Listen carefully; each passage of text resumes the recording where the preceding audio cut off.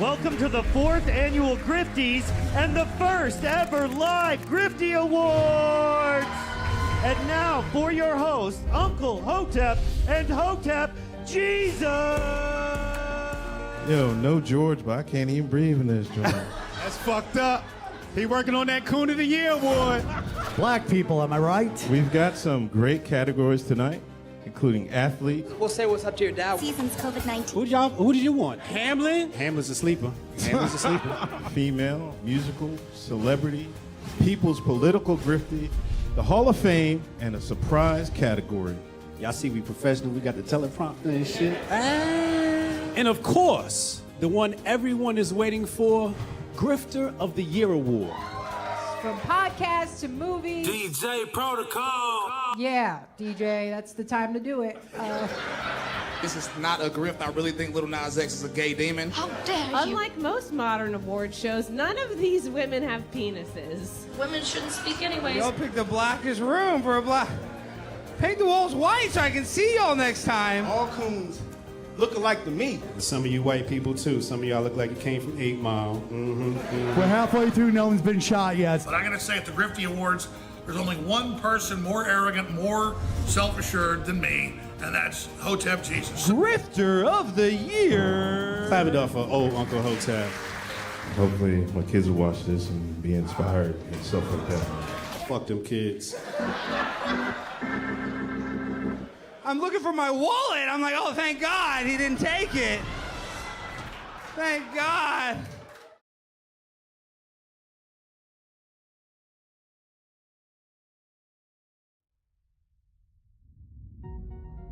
Envision a sanctuary where community and sustainability are the cornerstones of living.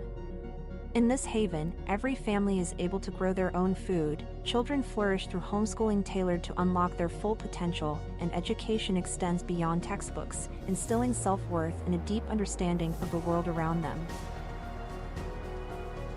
Here, goodwill isn't just an ideal, it's the essence of daily life, where respect for law and order harmonizes with the community's resourcefulness. This place isn't just a dream, it's a call to action for everyone who believes in a better, more connected way of living. Join us in building a future where each individual's contributions create a tapestry of enduring harmony and prosperity. Join us in Hotepistan.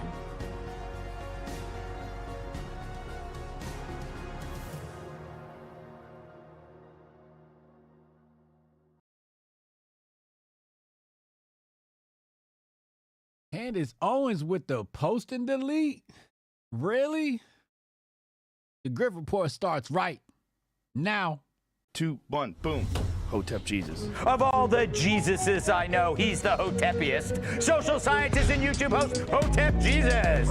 How the fuck do you get a name like Hotep Jesus? The one and only Hotep Jesus. Ryan Sharp, better known to the world as Hotep Jesus. Hotep Jesus. Hotep Jesus. Hotep Jesus. Hotep, you're a genius. HotepJesus.com.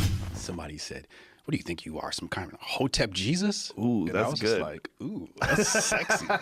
Yes, I do think I'm Hotep Jesus. What's happening, people? Welcome to the Grift Report, live Monday through Friday, 2 p.m. No, let me do that again. Good morning, good afternoon, good evening, and good night, depending on where you are in the world. Welcome to the Grift Report, live Monday through Friday, 2 p.m. Eastern. I'm your host, the Grift God. Hotep Jesus. Hotep Jesus. Hotep Jesus. Hotep, you're a genius. HotepJesus.com. Oh, this is the Hotep brother. Hotep to the chat. Hotep to my Hotepistanis. Hotep. What's happening, y'all? What's happening? How y'all feeling? What's going on with the goings on? Everybody doing good today? Tuesday? Tuesday's my slow day. Good thing. Mondays are my busiest days. Mondays I'm up and moving from like 6 a.m. to 11 p.m. As you know, every Monday night we do Hotep's Been Told You 2.0, extra episode, an extra dose of Hotep's Been Told You with Uncle Hotep. Last night's episode was fun. That is up and on patreon.com/Hotep's Been Told You. Make sure you guys go grab that and enjoy that wonderful piece of content. Window. I'll figure it out one of these days. Who's in the chat? Y'all strong dad. See you. Hotep CPA. Hotep CPA, I need you to contact me ASAP. Need somebody to do taxes. I got some taxes due. I don't want no problems with the government. I got some corporate taxes that need to be done. Please holler at me. HotepJesus@gmail. ASAP. Or hit me up in one of the group chats so I can get your contact. Did I take my FlowPex today? I did. I did take my FlowPex. Absolutely. It's a must-have. I think I know when I miss some days, especially with flow. My memory just isn't as fast. My speech isn't as quick. My thinking just isn't as clear and on point. So I have to get back on it, you know. It's great for people who don't have a perfect diet, right? Like my diet is not perfect. There's some things in my diet I should not be eating, like, you know, Starbucks. So it helps counterbalance some of the bad habits happening in our lives. Sauce the Prophet said he started on his FlowPex. Salute. Drawn Dad, did you get that shirt from AG yet? If you have not, let me know in the chat. I'll buzz him again. Shout out to Haram Life Podcast. Appreciate you for the super chat. You the man, bro. Waiting for Strong Dad to tell me what's going on. So, Candace Owens had a post and delete today. We're going to get into that. What else is in the Grift bag? Obviously, we got to talk about women's sports. Weird. We got a lot of tweets to look at. We got some grifter stuff, Lives of TikTok in here. I think we'll probably get to most of this stuff today. Maybe some Big Brother stuff, depending on the timing, et cetera. Passport boy stuff, maybe. All right, let's get into what we got to get into. Let's talk about this subject everybody wants to talk about. And we're going to start off with the queen of the hour herself. Not Caitlyn. Angela. Or is it Angel? Is it Angel? Is it Angela? Angel. My bad. Sorry, sweetheart. Let's go right here. I just want to tap in right here. This was a controversial interview she had here. Let's play the tape.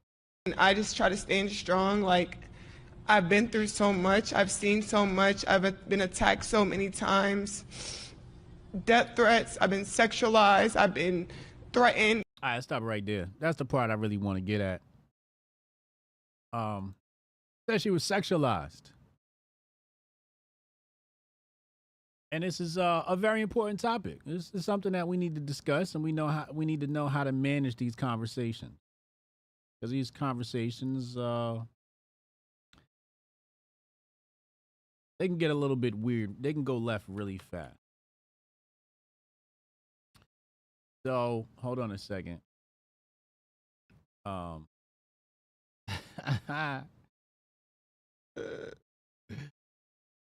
What is this? The internet has gone crazy. So, I don't want to bring up all the images of Angel Reese. We throw this one on the screen really fast. So this is her, and you know, she posed with Sports Illustrated, which is, I would say, a very sexy shoot.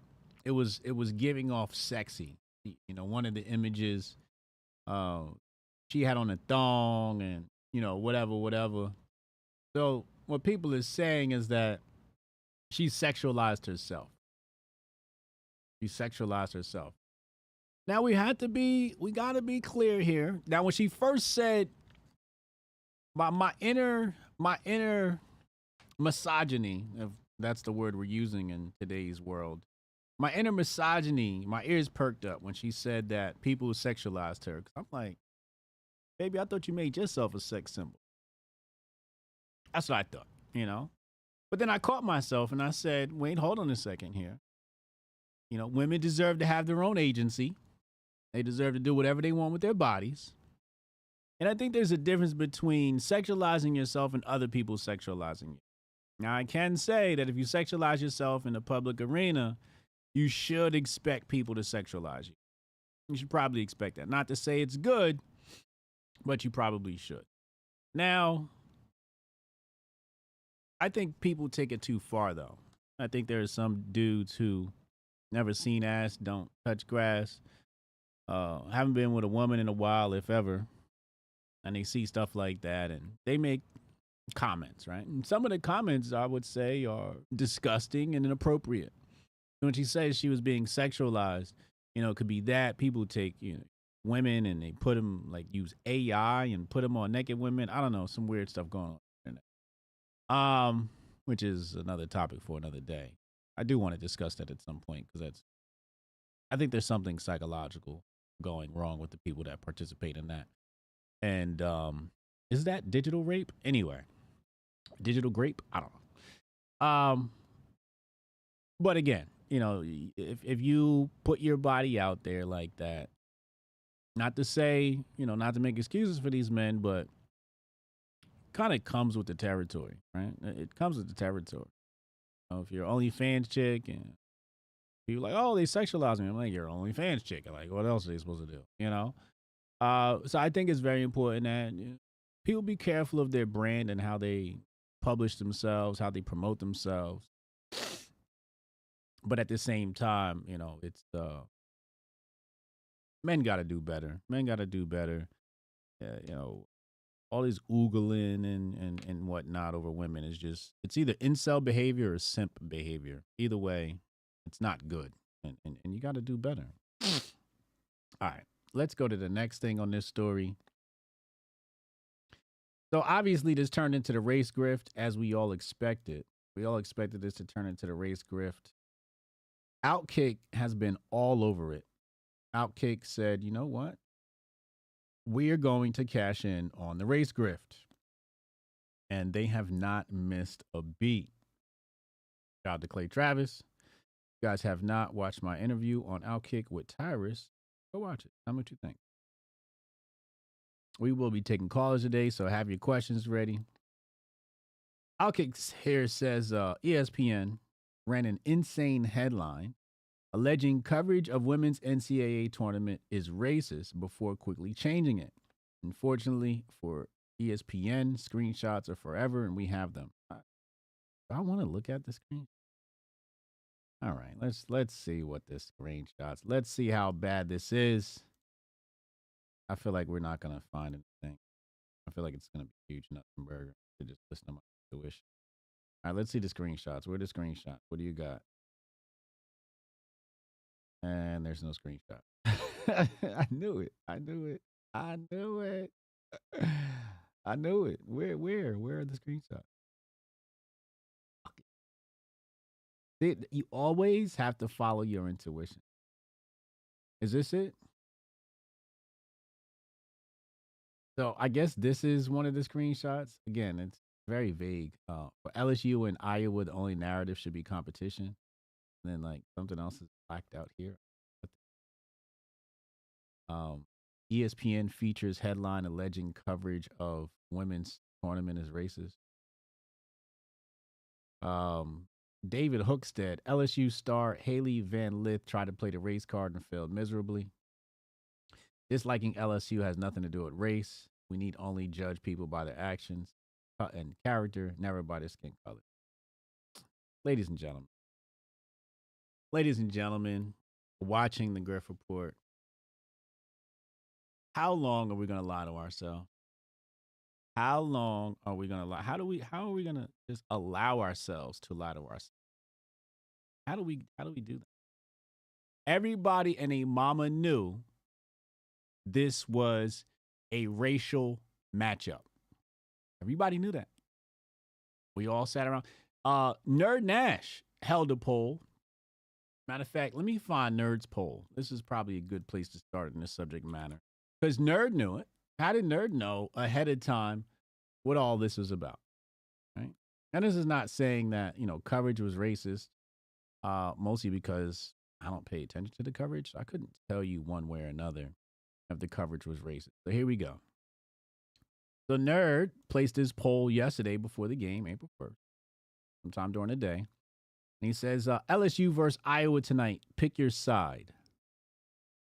LSU, Iowa, just here for good game, and just here for racist tweets. Now, unfortunately, I jumped the trigger and voted before I read all of the options here, and I chose LSU, mostly because I'm sexualizing the angel. Hotep, you're a genius. HotepJesus.com. She's a baddie. I'm not picking for any other reason. I didn't watch the game either. I'm fucking playing chess. But I would have picked just here for racist tweets if I could do it all over. So Nerd Nash knew this thing was racial. And there's just one question that we have to ask ourselves to prove if this was racial. Actually, two questions. Name the last rivalry between two NCAA female stars. Go. Name them. Second question. Damn, I forgot the second question. Hold on. Wait, the first one is, well, I guess that one is pretty much, once you answer that one, I guess that would cover all bases. Yeah. Name the last rivalry from two NCAA female athletes, period. I would say the last rivalry, he said Bird versus Magic, Swoops and Cooper. It's got to be white. It got to be a white girl. I should have stated that. That was part of the other question I had, race specific. Angel Reese versus Caitlin Clark for 2023. All the rest were black on black. Exactly. You see what I'm saying? And you talking about Cheryl Swoops, like how long ago? Swoops versus Cooper. How long ago was this? Right? How long ago was that? You see my point here? You see my point? And I hate doing hypotheticals, but we're gonna break my rule today.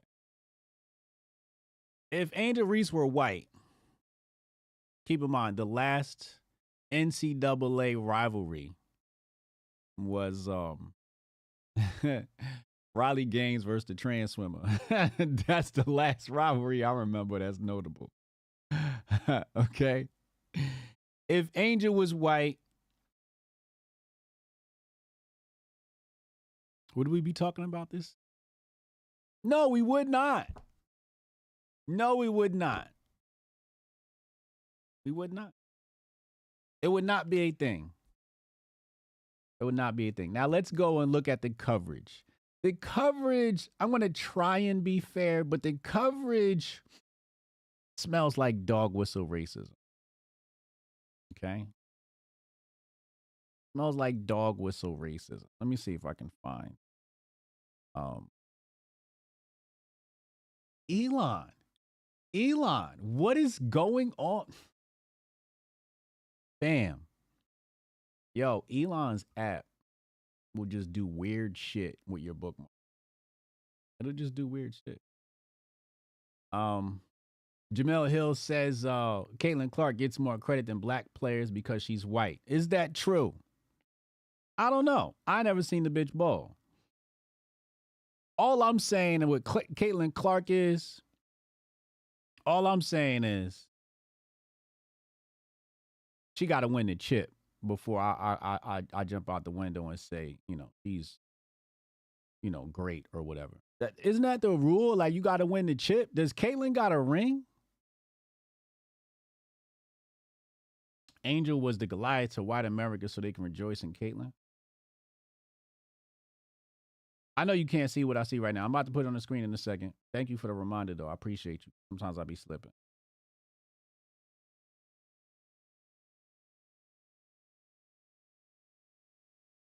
Hold on. I'm going to show you a little dog whistle racism. And I can't really stand on it and say it is racism or not, but look at this. Caitlin Clark took time after beating LSU to sign autographs for fans, including many young kids. Their reactions said it all. Complete class act. You know, the funny thing is when we talk about white people and what they do, it's like everything is just with class. And then with black people, if you can use the English language well, you have great command of the language. They say, oh, he speaks so well. She speaks so well. She speaks so well. Like they just, who was this? Chris Rock did a comedy about this. He did a special about this. He speaks so well. And Chris Rock's like, what fuck did you expect him to sound like? I was going to make it to the game, muscle. So it's just kind of weird. It's just kind of weird. Thank you for the super. Who is that? Matt, HJ, you been seeing anything in your dreams lately? Mine been crazy. Nothing in particular. We're going to get into that haram life. We're going to talk about that too. It's class. I mean, she won the chip. Of course she's supposed to sign autographs. Like, what are we giving fucking brownie points for? Oh, she signed autographs. Complete class. Like, what? So it's like, I can't say it. I want to say it's dog whistle racism. I can't stand on that 10 toes down. But it's just like, what the fuck are y'all talking about? Like, y'all making headlines for no reason. Anyway, here's what I really want to talk about. This is what I really want. Shout out to Mark Lobner. Mark Lobner is a mutual follower of mine on the Twitter sphere. And no diss to him, but he needs a bit of Hotep brainwashing. We're going to have to indoctrinate him a little bit more. We got to get him off that red-white Kool-Aid. I like that, red-white Kool-Aid. He says, was too busy podcasting, but did LSU really skip the national anthem? Are we doing that again? So this was another thing. They were saying, oh, they didn't stand for the national anthem. And I'm just like, here we go. Here we go with the bullshit. Now, allegedly, they've been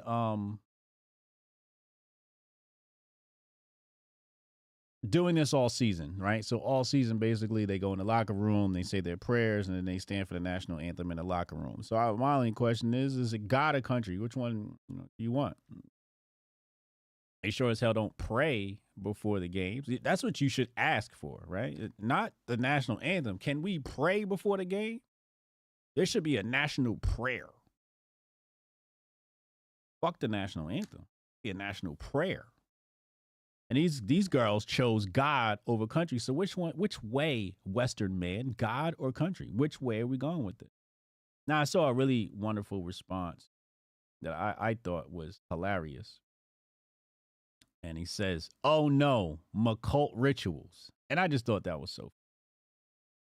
Because that's what it feels like. And they say, oh, we didn't stand for the national anthem. It's just like, oh my God, another cult ritual. Like, really, bro? Y'all love this national anthem that much? Shit's really weird to me. Jingoism's so weird. Patriotism's so weird to me. And this is the problem with knowing too much. When knowing too much is like watching Netflix, right? Like when your third eye is open, you can't watch anything the same anymore because you just start seeing agendas in everything. So you can't even enjoy anything, right? And it took me a really long time to stop expressing that because I used to watch, you watch something with family or whatever.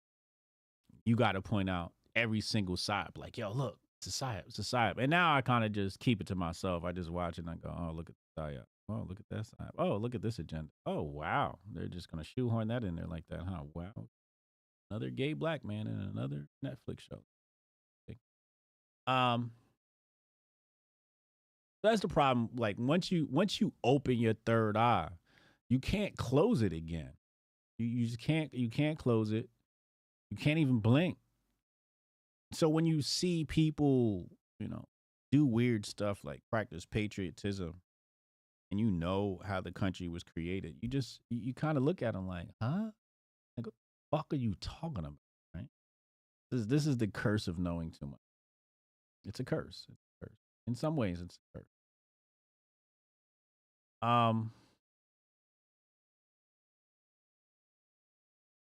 Hold on. It's some messiness in here too. Let me just make sure I didn't miss nothing.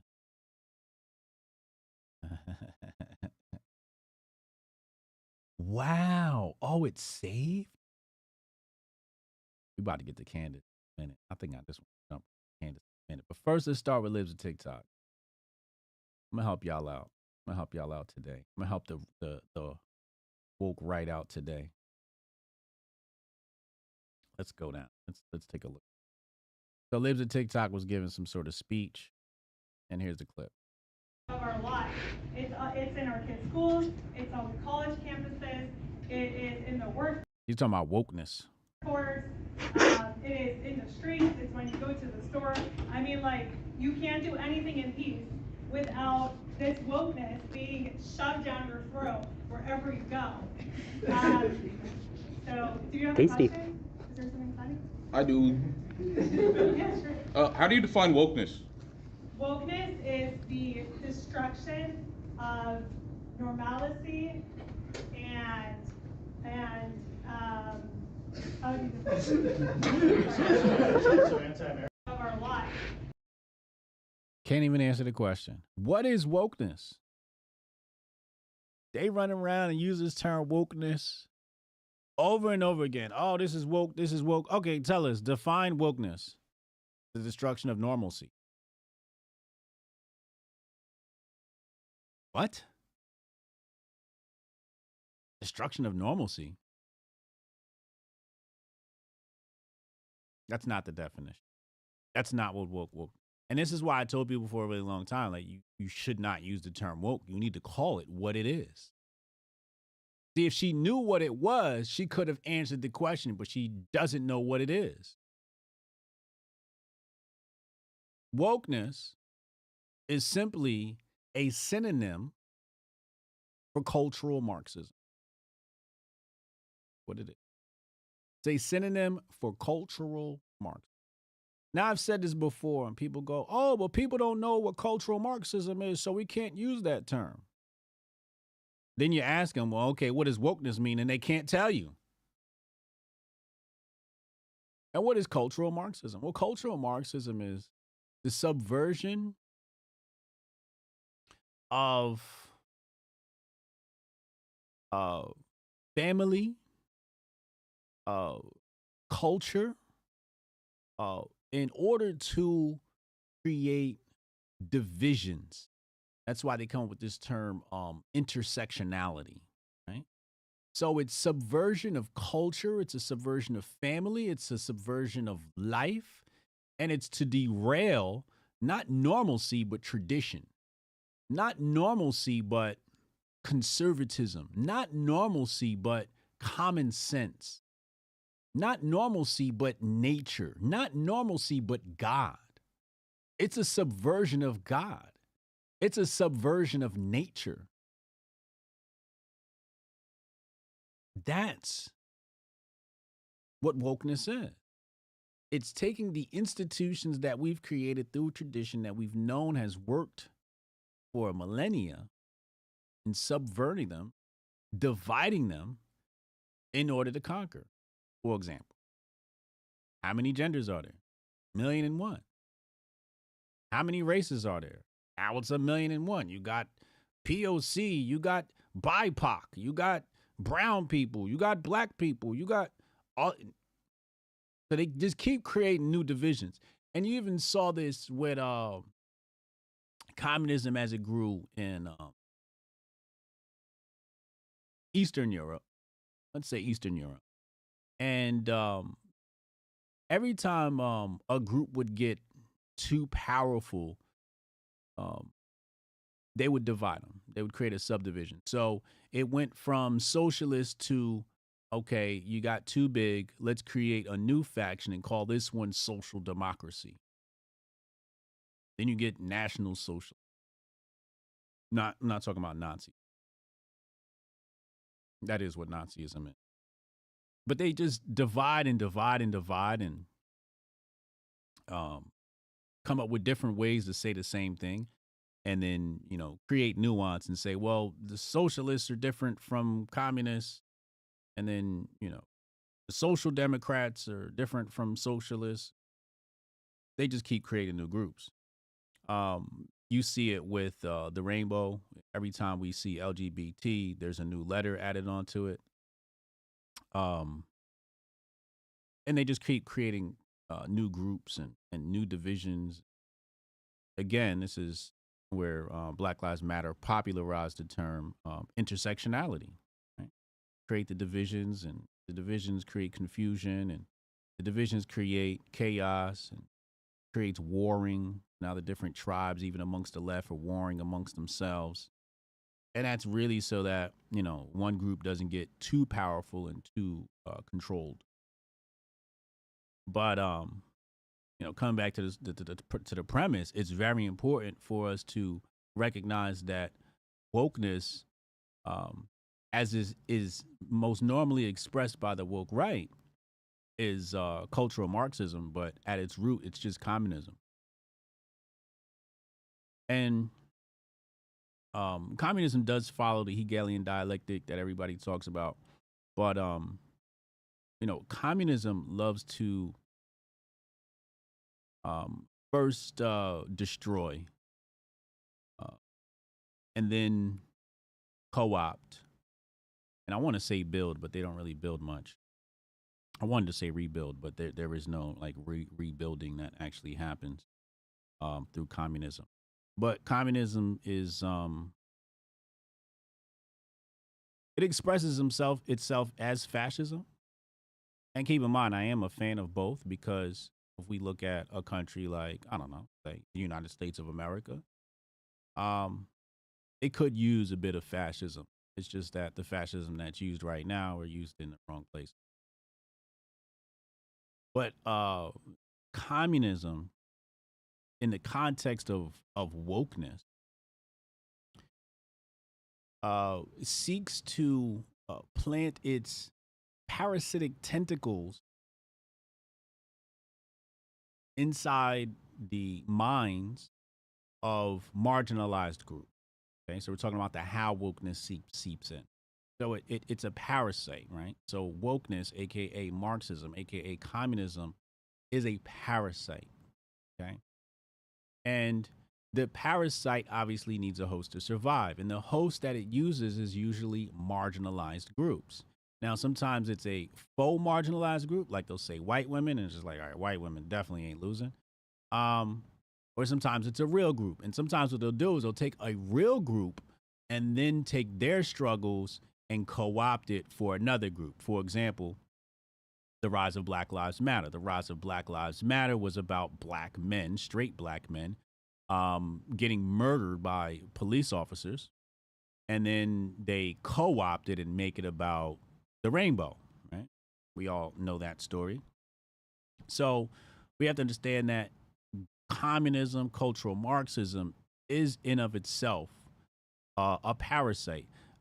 Communism requires capitalists. Like, who are you gonna? What do they say? Take from the rich, give to the poor, right? That type of situation. How are you gonna take from something that is not there? So it requires capital. Communism still requires capital, because they want to take from the upper and then, distribute it amongst, the other groups, whether it's in the form of, whatever social program, Medicare or something like that, right? Food stamps or some shit, right? Some social program. So when you define wokeness at the top tier, you'll define it as cultural Marxism, aka communism. And then when people ask you about that, you have to say, well, these things are parasitic in nature, because they require a host to grift off of.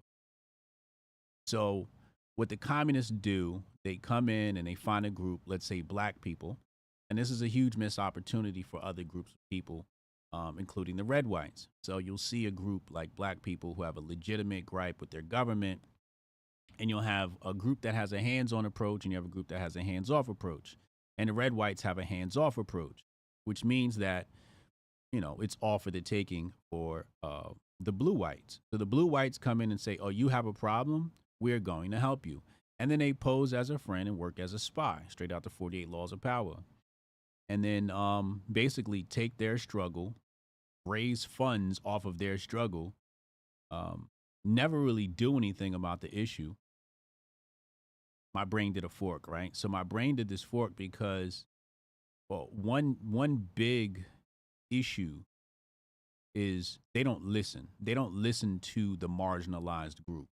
For example, if we're talking about, you know, famine in Africa, you know, famine in Africa will say, here's what we need. And the UN will say, fuck that. We're just going to drop off food, right, and destabilize your economy.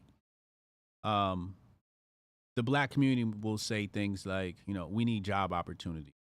And the lefties will go, no, you just need free housing. And it's like, nah, like I want to work for my shit. You know, I want to earn my living. I have no problem with that, but we need more opportunities. $1 billion goes into Newark schools and disappears. Why is that, right? I think somebody called in last week, said $1 billion went into New York and disappeared.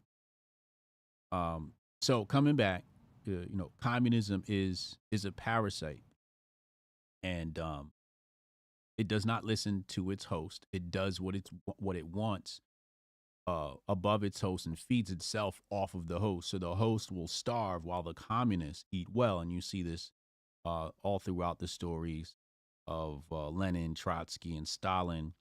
And even if you ask somebody who's an actual Russian, they'll tell you that in order to have any type of perks or any serious perks, noticeable perks, you would have to be a part of the military, right, or government. And those guys eat really well, right? They call them champagne socialists. And I'm not sure how things go now, but I was talking to a Russian. I think they grew up in the 80s. This is what it was like in Russia in the 80s. I don't know what it's like now. I have to interview another Russian to find out what's going on now. So that's wokeness, right? So when somebody asks you, now you won't sound like the Libs of TikTok lady. Now you can, you know, comfortably say what wokeness is. And I guess I should just summarize, you know, what communism is. And this is a working definition I've been playing with. At first, it was centralization of power within the hands of the state. And then I realized it's a bit flawed.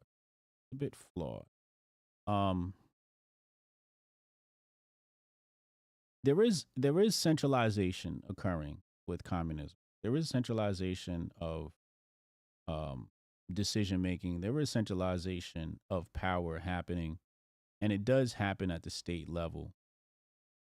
But communism's unique, and I'm working through this thought right now. Communism's unique from all other systems. My mind just went back to just parasite, right? Like it needs a host.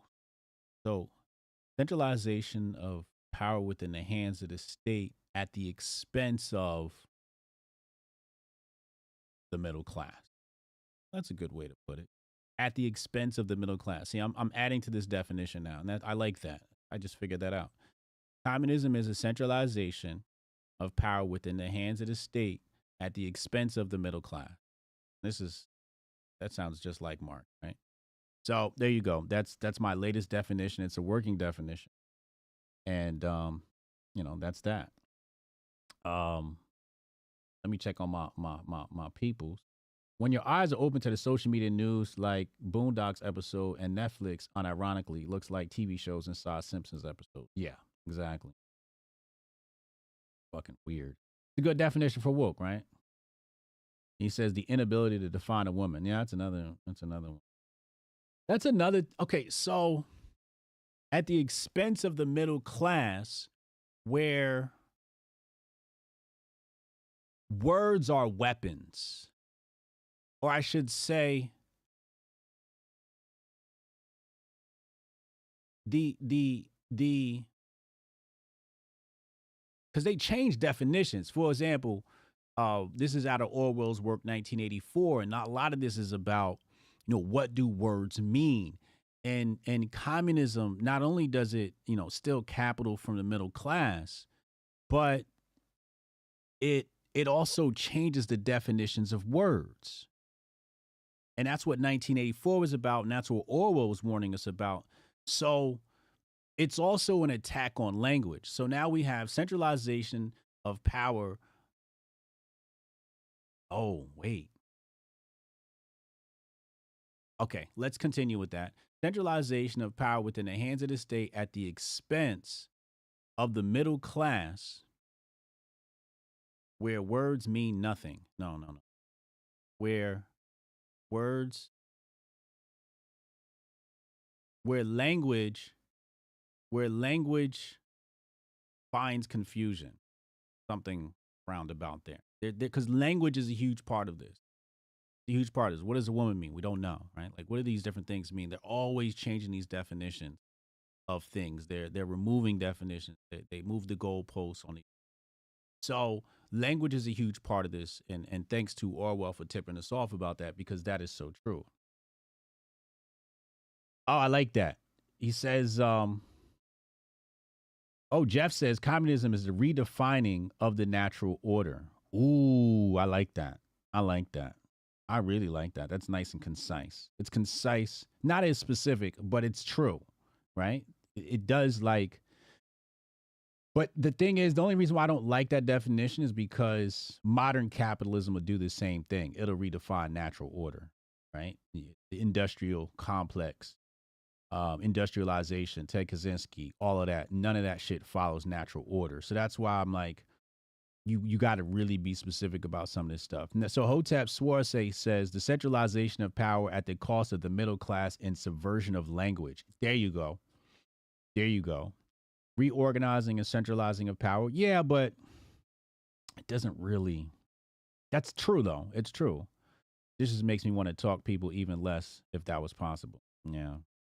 HJ, why did African leaders in the 20th century gravitate towards communism? So do I have that? Damn. It's a book written by this dude named Smith where he talks about this. But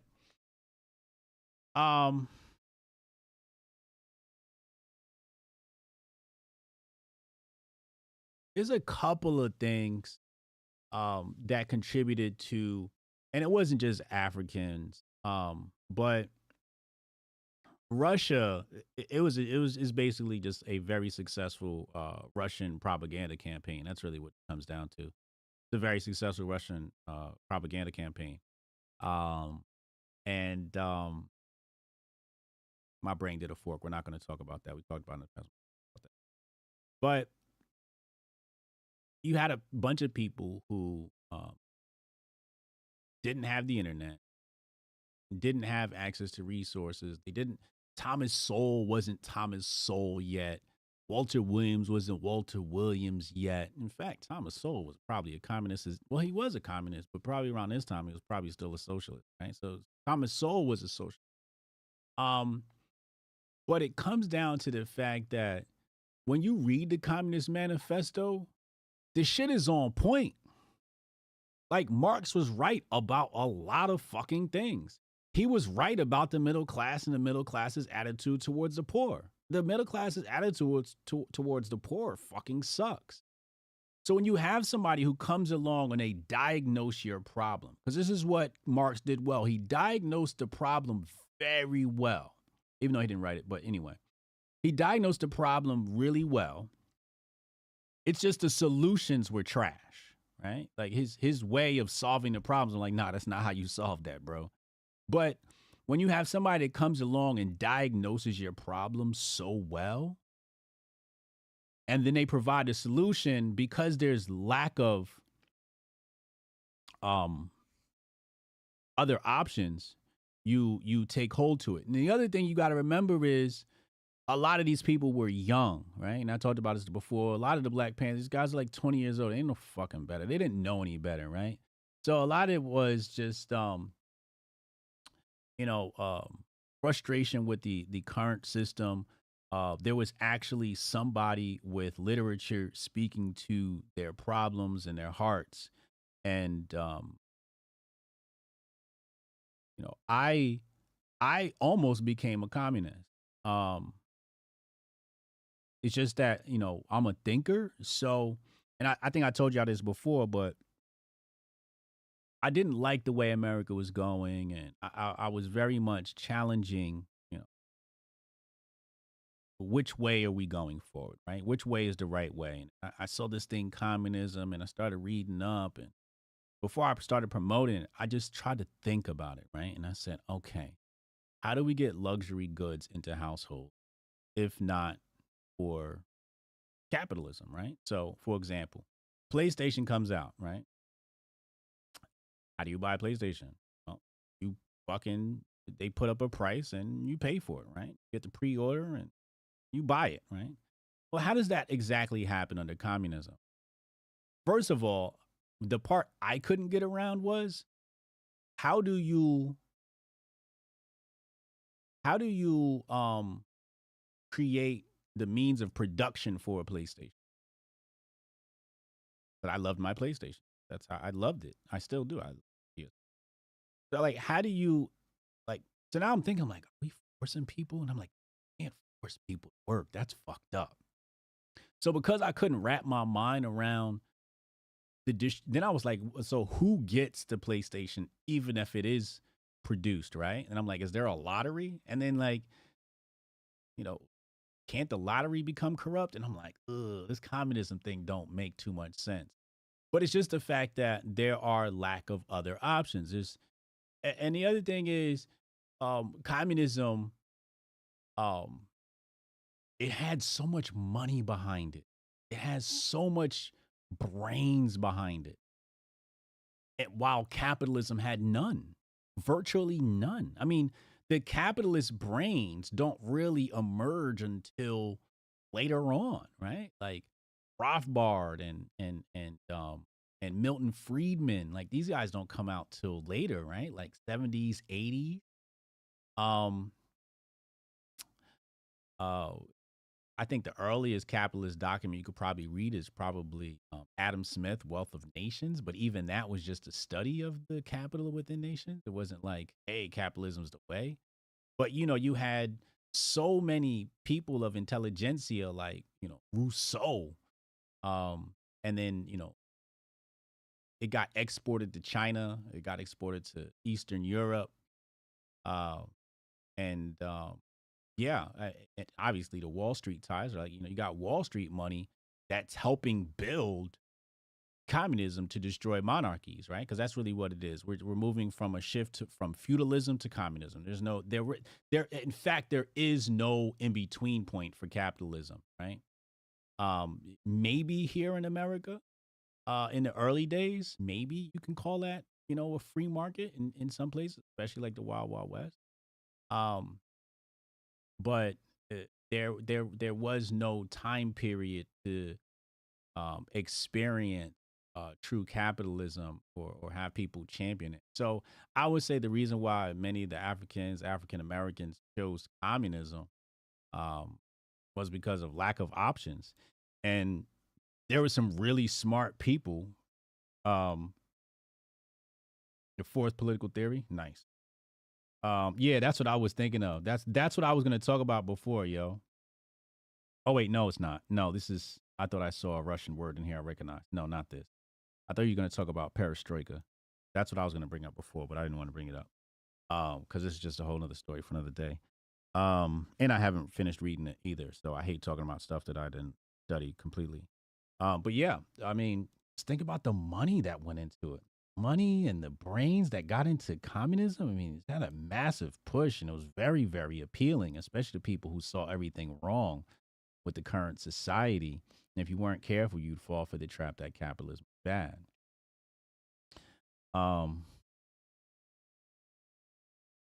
Capitalism is close to nature. Capitalism is closer to nature, but capitalism's far from nature.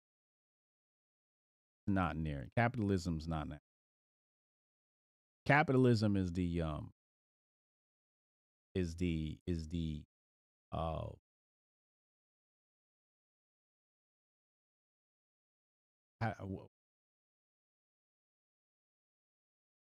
it's like the middleman of egos, like it's the middleman of egos. Because if we were all supreme exalted beings, like living out of God, why would there need to be an exchange of monies? Why would there need to be? Right? The game. The game. All right, let's go to the next subject. If you guys got more questions, because sometimes I don't know if I'm answering you guys' questions right. So super chat or call in, and we'll dive deeper into these things the best I can. Let's go to the Candace Owens story. I almost jumped on the Candace Owens bandwagon this morning, and then I was disappointed. Wait, is it there? Oh, wait.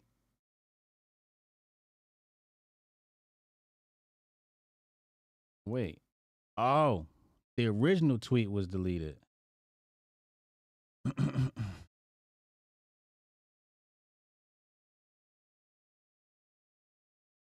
Huh?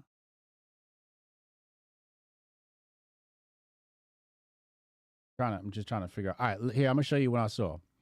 And I might not have to throw out no more. I might be on the bandwagon. So check this out, right? He says here, as the left is now describing Christ as king as something dangerous, it is very important to remember that this war on Christ was not started by the left. This was started by Andrew Klavan of Daily Wire in an attempt to explain how I was anti-Semitic. This is obviously internal beef, her with her former employer. And then she continues here and says, the entire narrative was made up of lies. No one shouted Christ as king at a Jew. And yet people began supposing that it could be anti-Semitic if someone had done that. They then desperately began trying to find tweets written by anti-Semites to justify the bizarre attack. Conclusion, it was never anti-Semitism. It was always anti-Christian bigotry. But that tweet, this tweet right here was the one that was attached to the original post, as you can see here, now deleted, right? And this is the part I like. She said, when you begin to pay attention, you will realize that what the left and right share in common is a deep hatred / fear of Christians uniting. The right just hides it better. This is the Hotep brother. Damn. You know, it's interesting when somebody becomes a free agent, all of a sudden the truth is free as well. Where is Candace going with this? Not with this statement, but with this next chapter of her life. Like, where is she going to be placing her grift tokens? Because I've never seen her alienate the right like this. Maybe she has and I missed it. Give her the benefit of the doubt. But when she says the right just hides it better, like, damn. Yeah. Now, this seems like dog whistle anti-Semitism. I've been using that term dog whistle a lot. It does seem that way. I'm not saying it is. It could be construed as that, right? Because when she says, the left and right share in common is a deep hatred and fear of Christians uniting, right? This part right here, Christians uniting. Like, what are you trying to say with that? Are you basically saying that the blue Jews and red Jews are united in the background against Christians? Is that what she's saying? Because I thought Christianity was the grift on the right? That's why I'm saying this might be, dog whistle tactics or something like that. He says the right just hides it better, which is true. The right hides a lot of things better than the left is right in your face. But the key word here is uniting, right? We've talked about this in the past. Uniting. That's the issue. That's what they don't want. Whoever the they is, whether it's red, white, blue, whites, the all-powerful Jews, the lizard men, whatever you think runs the world, Illuminati. This is their fear, uniting. So it's interesting she's saying this. So now I'm trying to see, where is she going with it? What is the plan? Is the plan independent? It's looking independent. That type of tweet right there does not say, I want another job with the right. It's saying that. I'm gonna need some time. I don't want to jump to conclusions, but something really, really interesting about her criticisms of the right. We hadn't seen that before. We hadn't seen that before her tiff with Daily Wire. We hadn't seen it. Anyway, let's talk about women. I want to play this clip. I had not gotten a chance to watch this clip. I'm going to watch this clip now with y'all and give my 2 cents. Let's listen. What do your daughters think about what you say about women, or do they agree with you? Yes, they do. And they don't agree with me because I'm their father. I believe they should be an independent thinker. But I also don't want my daughters out here walking the street with tights on and a halter just so men can walk around or drive by and bump their horn at them and whistle them. So is it their fault, or is it the men's fault for sexualizing them? See, here we go again. We back to the sexualizing thing. Right back to the Angel Reese situation. That's a good question. Is it the men sexualizing them or the women sexualizing themselves? Can it be both? I feel like it's both.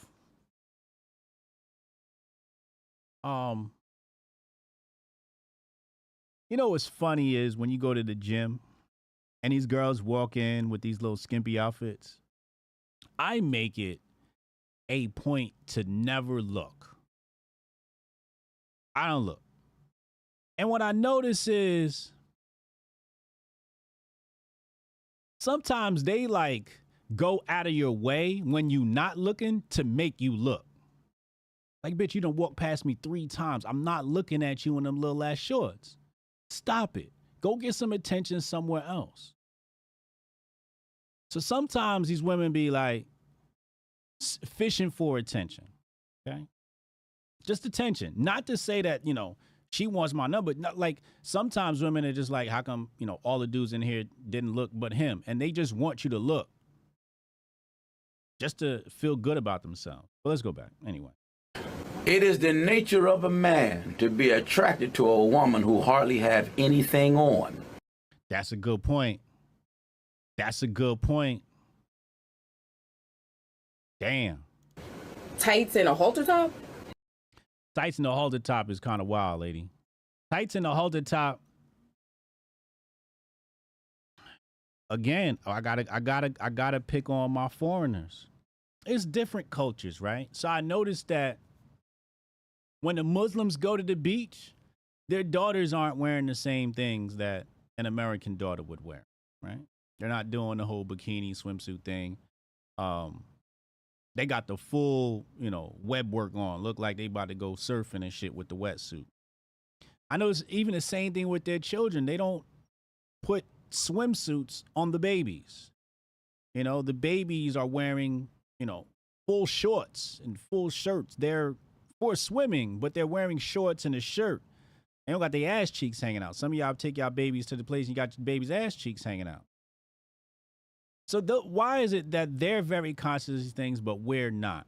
I even noticed that sometimes some of the Indian women or Muslim women, when they come to the gym, they wear baggy clothes, or if they're wearing leggings, their shirt covers their butt. I remember I had a conversation recently with a black couple, and she was talking about, I think she said he was leaving the house in his gray sweats, blah, blah, blah, blah. And you know how women talk about the gray sweats, talking about they can see your print and all of that. So I asked her, I said, do you leave the house in leggings? And she clutched her pearls. Oh, don't take my leggings from me. Do you wear a shirt that covers up your butt when you wear those leggings? And then she was like, all right, never mind. So she wanted to leave it alone. But women, I personally do not think it is appropriate for a woman to leave the house in leggings. Your butt need to be covered up. You got to get a shirt that covers that up. That's just my personal belief, especially if you're in a relationship. You just got your ass out. Everybody just walking around with their ass out.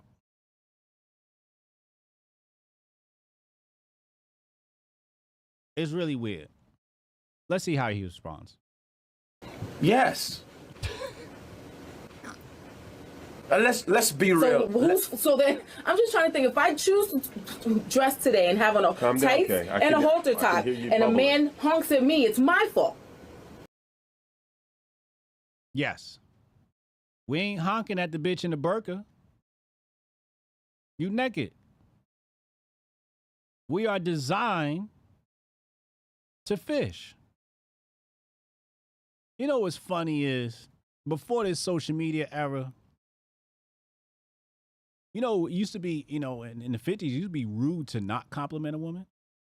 Like if a woman was walking down the street, you took your hat off, you tipped your hat, you complimented her. It used to be rude not to compliment a woman. But with social media, because women have gotten their attention cup full before they leave the house, by the time they leave the house, because their attention cup is full, you're now an annoyance when you show them attention. Back in the day, women would leave the house to get attention. They'd leave the house to get those horns honked. And they didn't take it like this. This is this new age shit where women get their full of attention from social media. So when they get it outside of that, it's awkward to them. It's the man's wrong. But we are the progenitors of society. We are the ones that have to plant our seed. And when we see opportunities to plant our seed, we usually take advantage of those. It's the fault of both. If you... Okay, so he's right. It's the both. Okay, good. Dressed in a way, you don't believe that a woman can dress in a way that can lure a man to him? That's just like saying if a woman puts on a tight dress, she deserves to get raped. No. Wait, whoa, wait, whoa, wait, whoa.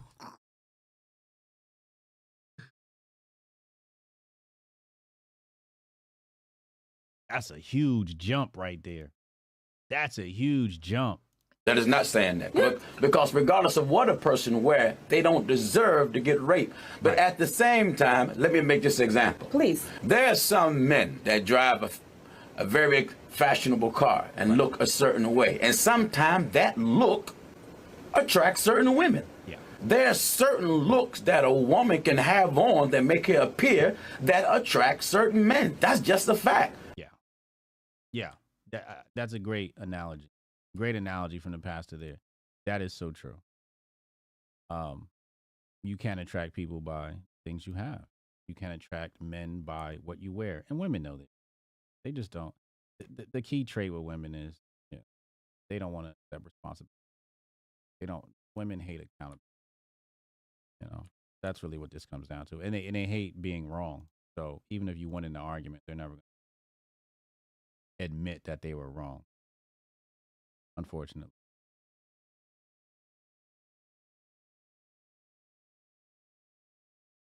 I don't want to talk about that.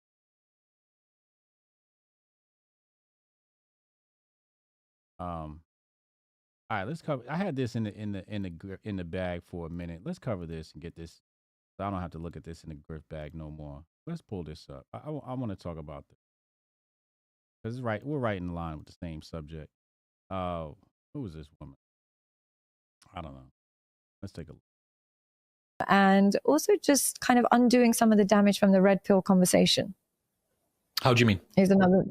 I feel like it's done the exact terrible impact that feminism had at women's belief about men. Red pill kind of did the exact same for men. It gave them a home.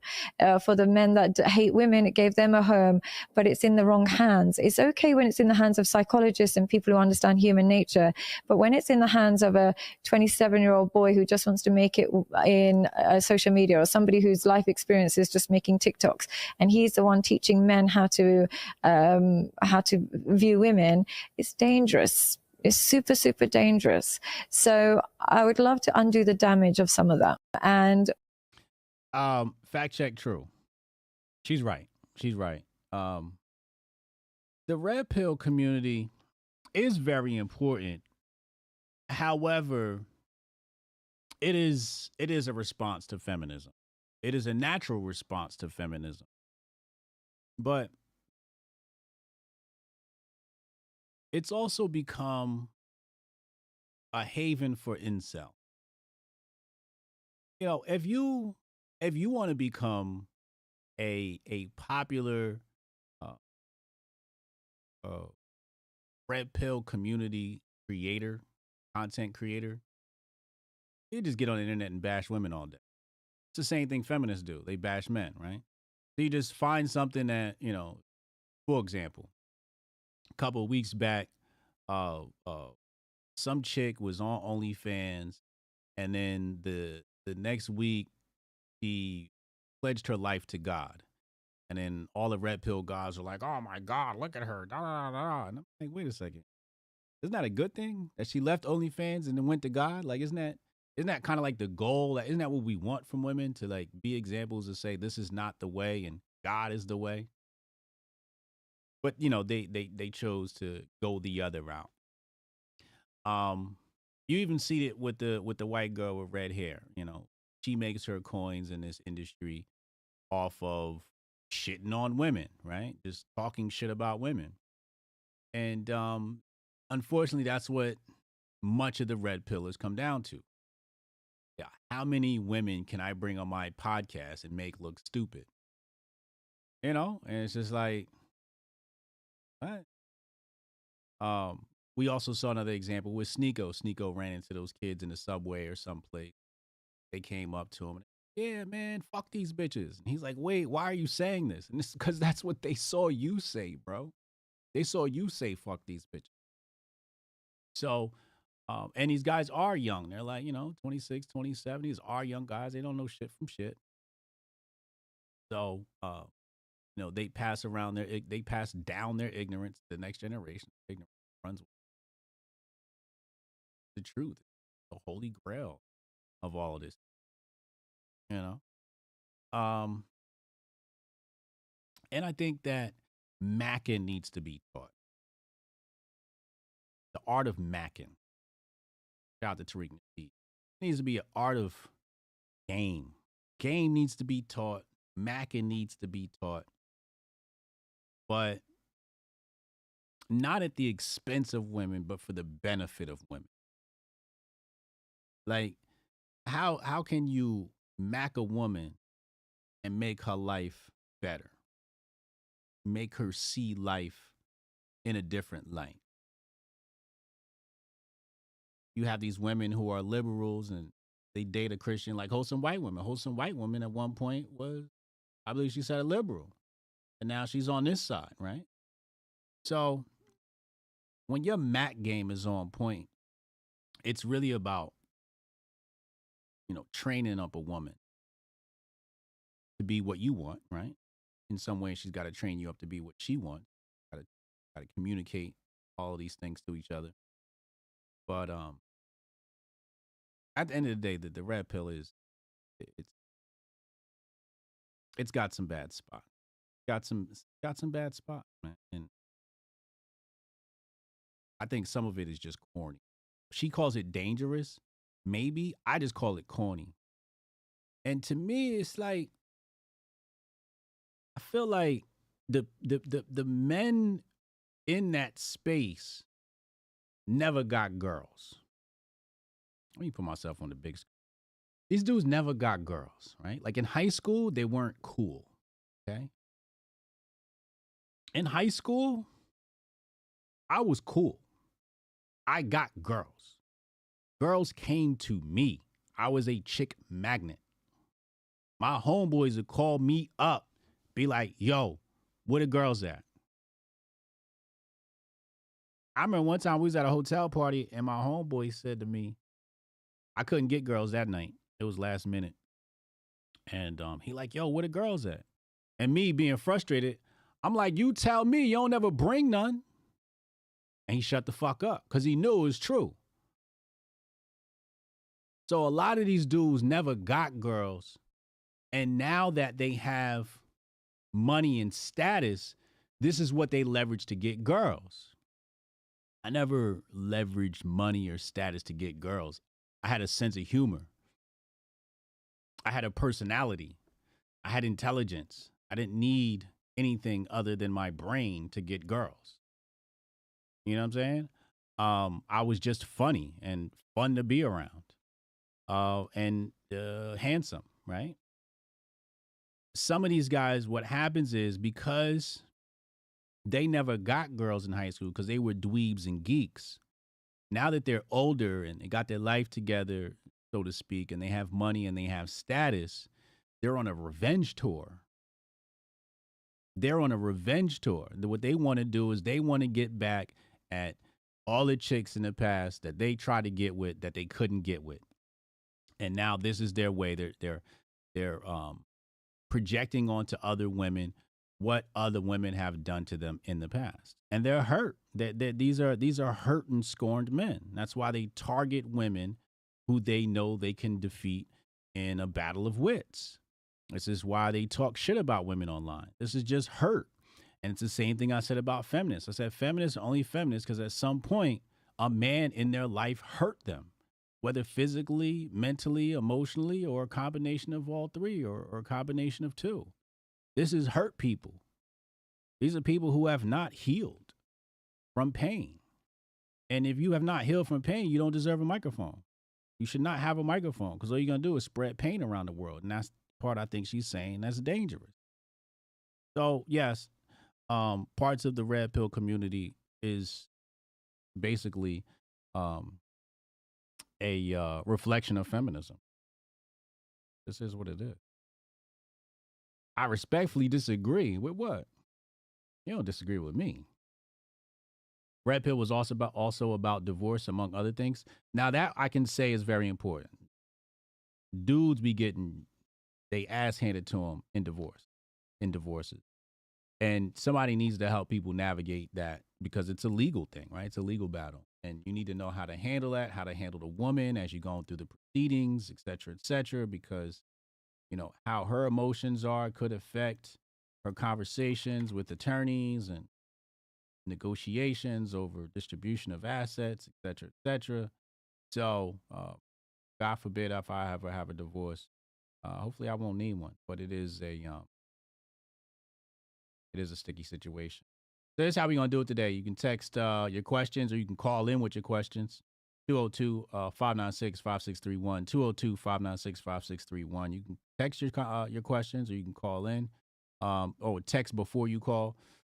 But we're going to go into our phone calls now, and I'll be right back after the short, brief commercial message.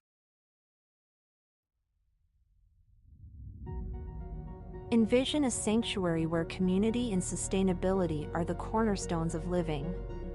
In this haven, every family is able to grow their own food, children flourish through homeschooling tailored to unlock their full potential, and education extends beyond textbooks, instilling self-worth and a deep understanding of the world around them. Here, goodwill isn't just an ideal, it's the essence of daily life, where respect for law and order harmonizes with the community's resourcefulness. This place isn't just a dream, it's a call to action for everyone who believes in a better, more connected way of living. Join us in building a future where each individual's contributions create a tapestry of enduring harmony and prosperity. Join us in Hotepistan.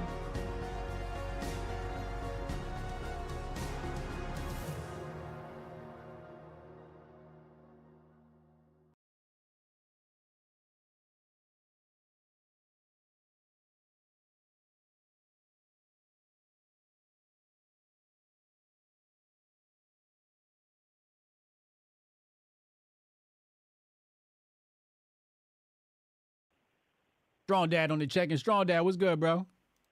Hey, what's cracking? What's cracking? What's cracking, bro? You know, just relaxing, doing some advertisements for the painting. Dope. You know what I mean? Yo, would you run ads on Facebook? Yeah. Yeah, that's good. Yeah, that's pretty much the only place you get real exposure in your local area. So. Yeah, you can do some really good targeting with it. Yeah. No, I like it. That's the one thing I do like about Facebook. I need to use somebody's account because I want to. You're forever banned. Yeah, I'm banned from Facebook advertising, so I can't. I got to figure out what to do with Hotep Nation because I want to run ads on for Hotep Nation and do homeschooling seminars for parents. Okay. So I need somebody to let me have their account. I've been trying to run Men of Order ads on there. Yeah.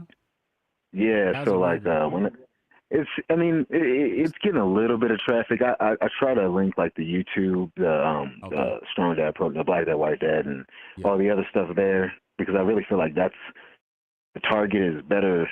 It really is there. That's where all the mediocres are really chilling who need the help the most. Yeah. No offense, you know what I mean? But so I'm trying to just refine that. I've only ever advertised for business on there, so I only know one way of advertising on there. So I'm still trying to figure out a way to not come off. It's probably more lucrative to advertise your type of business because it's a large ticket item.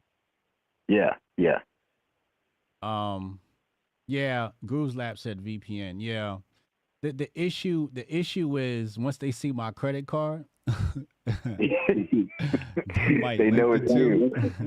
That's why I've been trying to think about how I'm gonna do this. Do I have to like send somebody money? I know for Men of Order we're gonna have to go through an ad agency. I just didn't want to have to go through an ad agency for Hotep Nation. Anyway, Lauren, I'm gonna call you. We're gonna argue. John, what you got for us today? All right, so I have a question. Somebody was bringing something up to me when I said that women in Hotepistan are banned from sports. Oh, I meant to talk about that. Go ahead. Yeah. So, he said, what if your woman is better at fishing and hunting and all of the things that a man says he's better at? What? So essentially the question really is what do you do if your woman is more like a warrior woman and less like a traditional housewife? She's like a Spartan housewife or, like an old world housewife, not really like an American housewife. She does more than what you expect. How do we utilize that? Or do we utilize it? What do we do here? Put her ass in the army. A big, strong like ass. Like the FOI. Put your big ass back in the army, bitch. Yeah. You know what I'm saying? Like, here's my thing, yo. If that's your chick, all right. I wanted to say something ignorant. Now I have to say something intelligent because it reminded me of an idea I had. So I always thought that the alpha male goes with the beta female and the alpha female goes with the beta male. Right? You always, where's that? Sometimes, yeah. Sometimes. I know you saw the video where the girl bought her boyfriend. I did. I reposted the video because I said that this looks like a domestic abuse happened in this relationship. Okay, so you saw it. Now that's what I'm talking about. That's a great example. I'm gonna have to play it here. But that's a great example where, like, is that how the relationship should be? I think the beta males go with the alpha females. I don't think two betas do well together. I don't. So I think that there's a lot of nuance in there, but if I'm going to speak generally, my perspective is more like a wolf pack type setup where you have the top female and the top male are typically the ones together. And even if she is, she follows your lead, she is still the top female. I do believe that there is room for, relationships where you have an alpha male and not necessarily an alpha female, but maybe, and not even the female equivalent, perhaps maybe something like a notch down, because I feel like a real alpha female is never gonna, follow the lead of a man.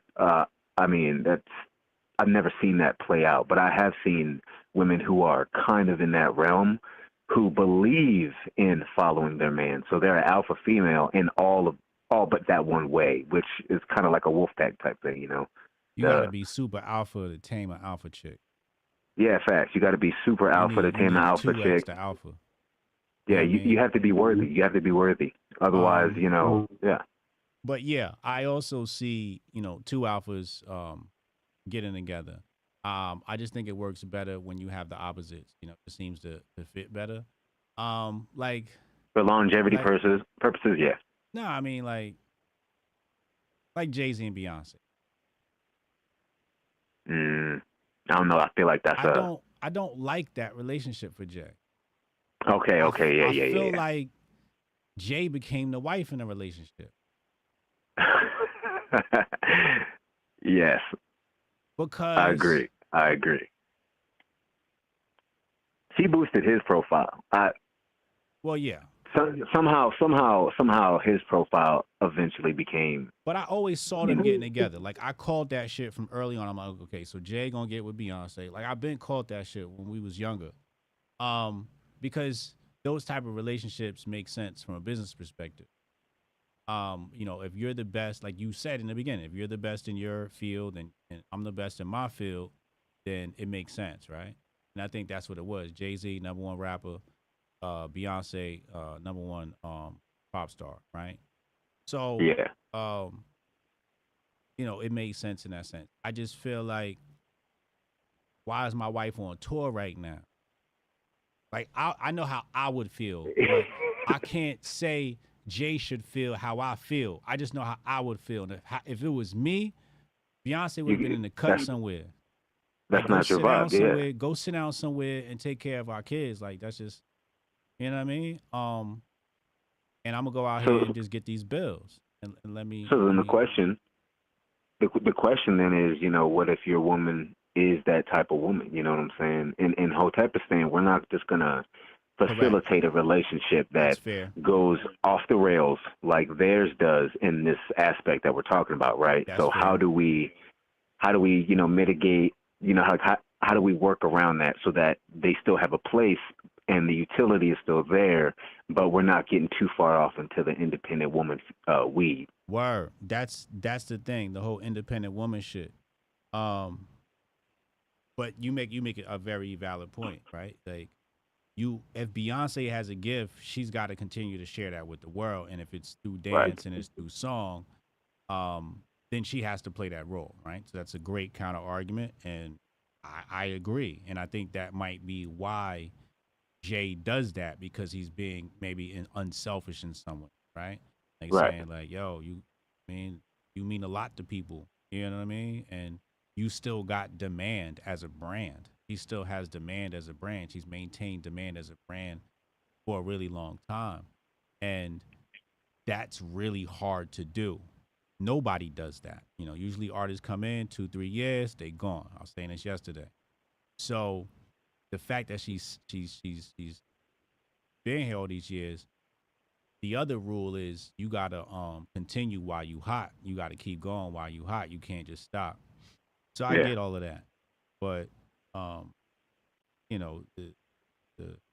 don't think we would be concerned with relationships in Hotepistan. I think that's going to be the least of our concern. But women's sports is banned in Hotepistan. Right, I definitely agree. I like the idea of maybe like a woman warrior corps. You know what I mean? Where I like that. like because listen, let's just be real. Trish is not going to stay in the kitchen. We're gonna have a whole contingent of studs and lesbians. Trish is leading the studs. Yo, what's the name of that movie with Viola Davis? Warrior Queen? Woman King. Yeah. You see how they try to put the king on the woman? Yeah, you know what? And my question was always if the queen, like they should have been the queen. It should have been woman queen. Like, yeah. Does the queen not have a strong enough label? Is Word. that? But it really does. So yeah, no, I ain't with that. Listen, man, what's it gonna take to get you to take some pre-workout, man? I don't think I want pre-workout. No, I'm just messing with you. I don't need it. You know, you don't. That shit is toxic. That shit is for. It is. It's for muscle heads. You know, people that want to jack like really fast and just do too much. I'm like, nah. You know, I get through my workout just fine. It is. Somebody, I hate being in this fitness shit, yo. Everybody always got something to say. The other day, oh my God. I'm doing the pull-ups, right? Somebody on Twitter gonna be like, why don't you do some L-sit pull-ups? So then you do those, and then those not good enough. So Pete, right? So I you know me, I never even tried the L-sits. I'm just doing my pull-ups. I'm trying to get the muscle-ups, right? I was like, all right, let me try these L-sits out. So in a way, I'm thankful that he said something. So now I'm doing the L-sits, and I'm doing Cash's cam workout. So on Men of Water. So I'm pulling up. I'm like, oh, I could do these shits. You know what I'm saying? I'm like, this is the shit you want me to do? So I posted that, and then I posted another one today. Today, somebody commented, and they said, you over here talking about strength, but you got on resistance bands. I'm like, oh God, now I'm being accused of using resistance bands. And it's always some faceless person. If they are a real person, they got some mid-ass, flabby, cupcake-looking body on the internet talking about how somebody else is doing something they ain't even seen. This is like the quarter and bitching about Planet Fitness. This nigga ain't seen the gym in 25 years. Stay in your lane, people, man. Damn, shots fired.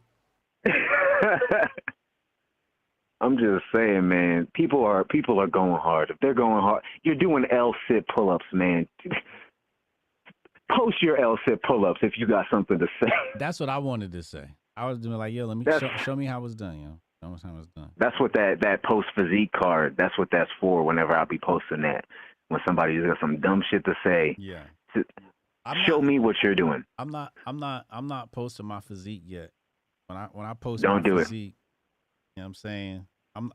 They don't deserve it. I feel like it's like niggas ain't think I wasn't staying on my dean. You know what I'm saying? Like you gotta keep it a mystery, like Sia did for like a hot minute. You know what I'm saying? Don't let nobody know what it looked like. And then when the next Grifties come out, you just come out on stage peeled up. You know what I'm saying? Know what I mean?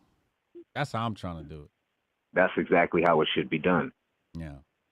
That's exactly how it should be done. This summer, coming soon.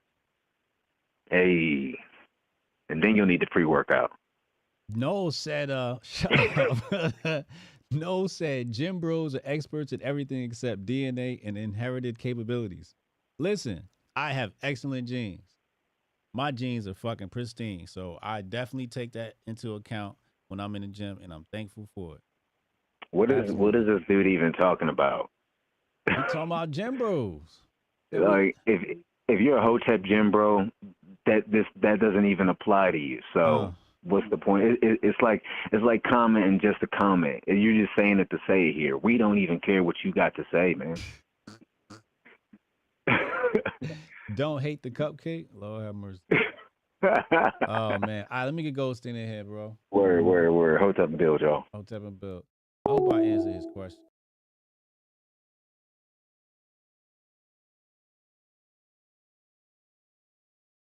All right, we got Goldstein coming in. Let me. Who's this? Caitlin Kimball, also Damsel, the top 10 movie on Netflix, has a crazy style. See, I think I seen that. I don't do no chick shit. Call from Murphy's Law Rescue. Goldstein. What up? What's happening, bro? Chilling. Same old shit. Love to hear it. So we got the race war happening with fucking women's basketball. Yeah. Everybody's talking about that. Yeah. I'm going to take the opportunity to point out what's really going on, though. Okay. What's really going on is it has nothing to do with race. It has everything to do with the fact that they are being misogynist. That's what we're going with right here. Who's being misogynist? The they that everybody talks about. Mysterious they. The way they out here just talking about women like this. Yeah. Yeah. They just talking about, like, because look, back in the day, what did they always make heroes out of the guys for? Being rivals on the court, talking crazy to each other. They have competitions on who can talk craziest. Yeah. You know, I think Gary Payton is like the all-time craziest talking nigga in the NBA. Mm. He used to be on motherfuckers' helmets, balls. So this is what the guys can get away with, but women can't do a little razzing and a little this and a little. The minute women do it, oh my God, the fall of Western civilization. and don't let her be a black one, because oh my double God. So I am saying, because everybody else is saying this race, I'm going to grift in this direction. It's gender. I like that. I like that. I still got to take the counter argument, because you did say, especially when she was black. Because, you know, niggas not allowed to, we not allowed to get out of line. No. We not allowed, I'm gonna show you the perfect example. Did you see the clip from The View with Coleman Hughes? No. Okay. Black kid, the media say he a black conservative. He say he not a black conservative.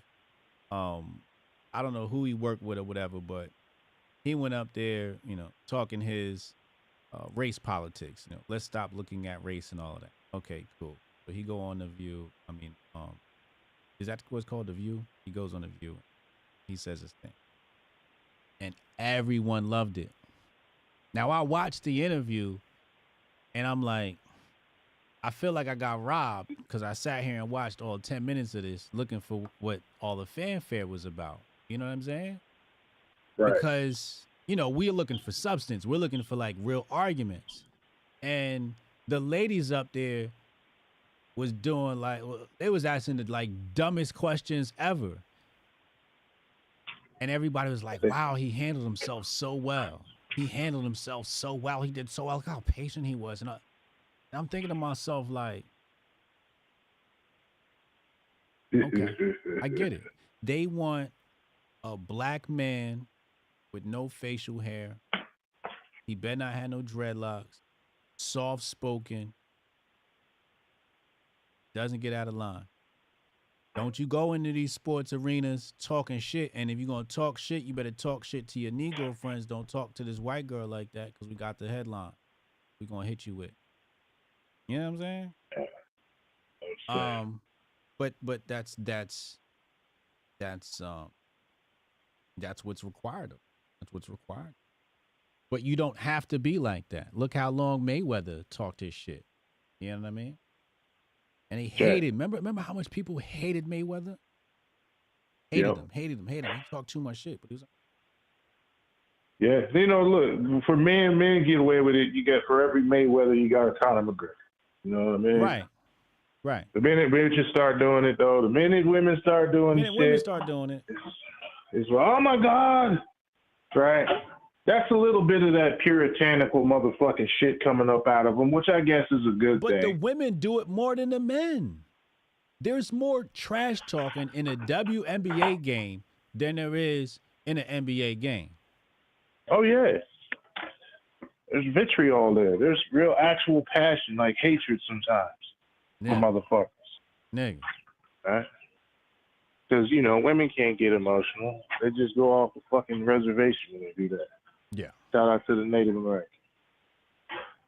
It's ridiculous. So, I don't know, man. I don't want to hear no more about no race shit, because I'm sick of that shit. So I'm just trying to steer the conversation into other areas like gender, maybe. I love it, because it's very pertinent. It's very pertinent, sir.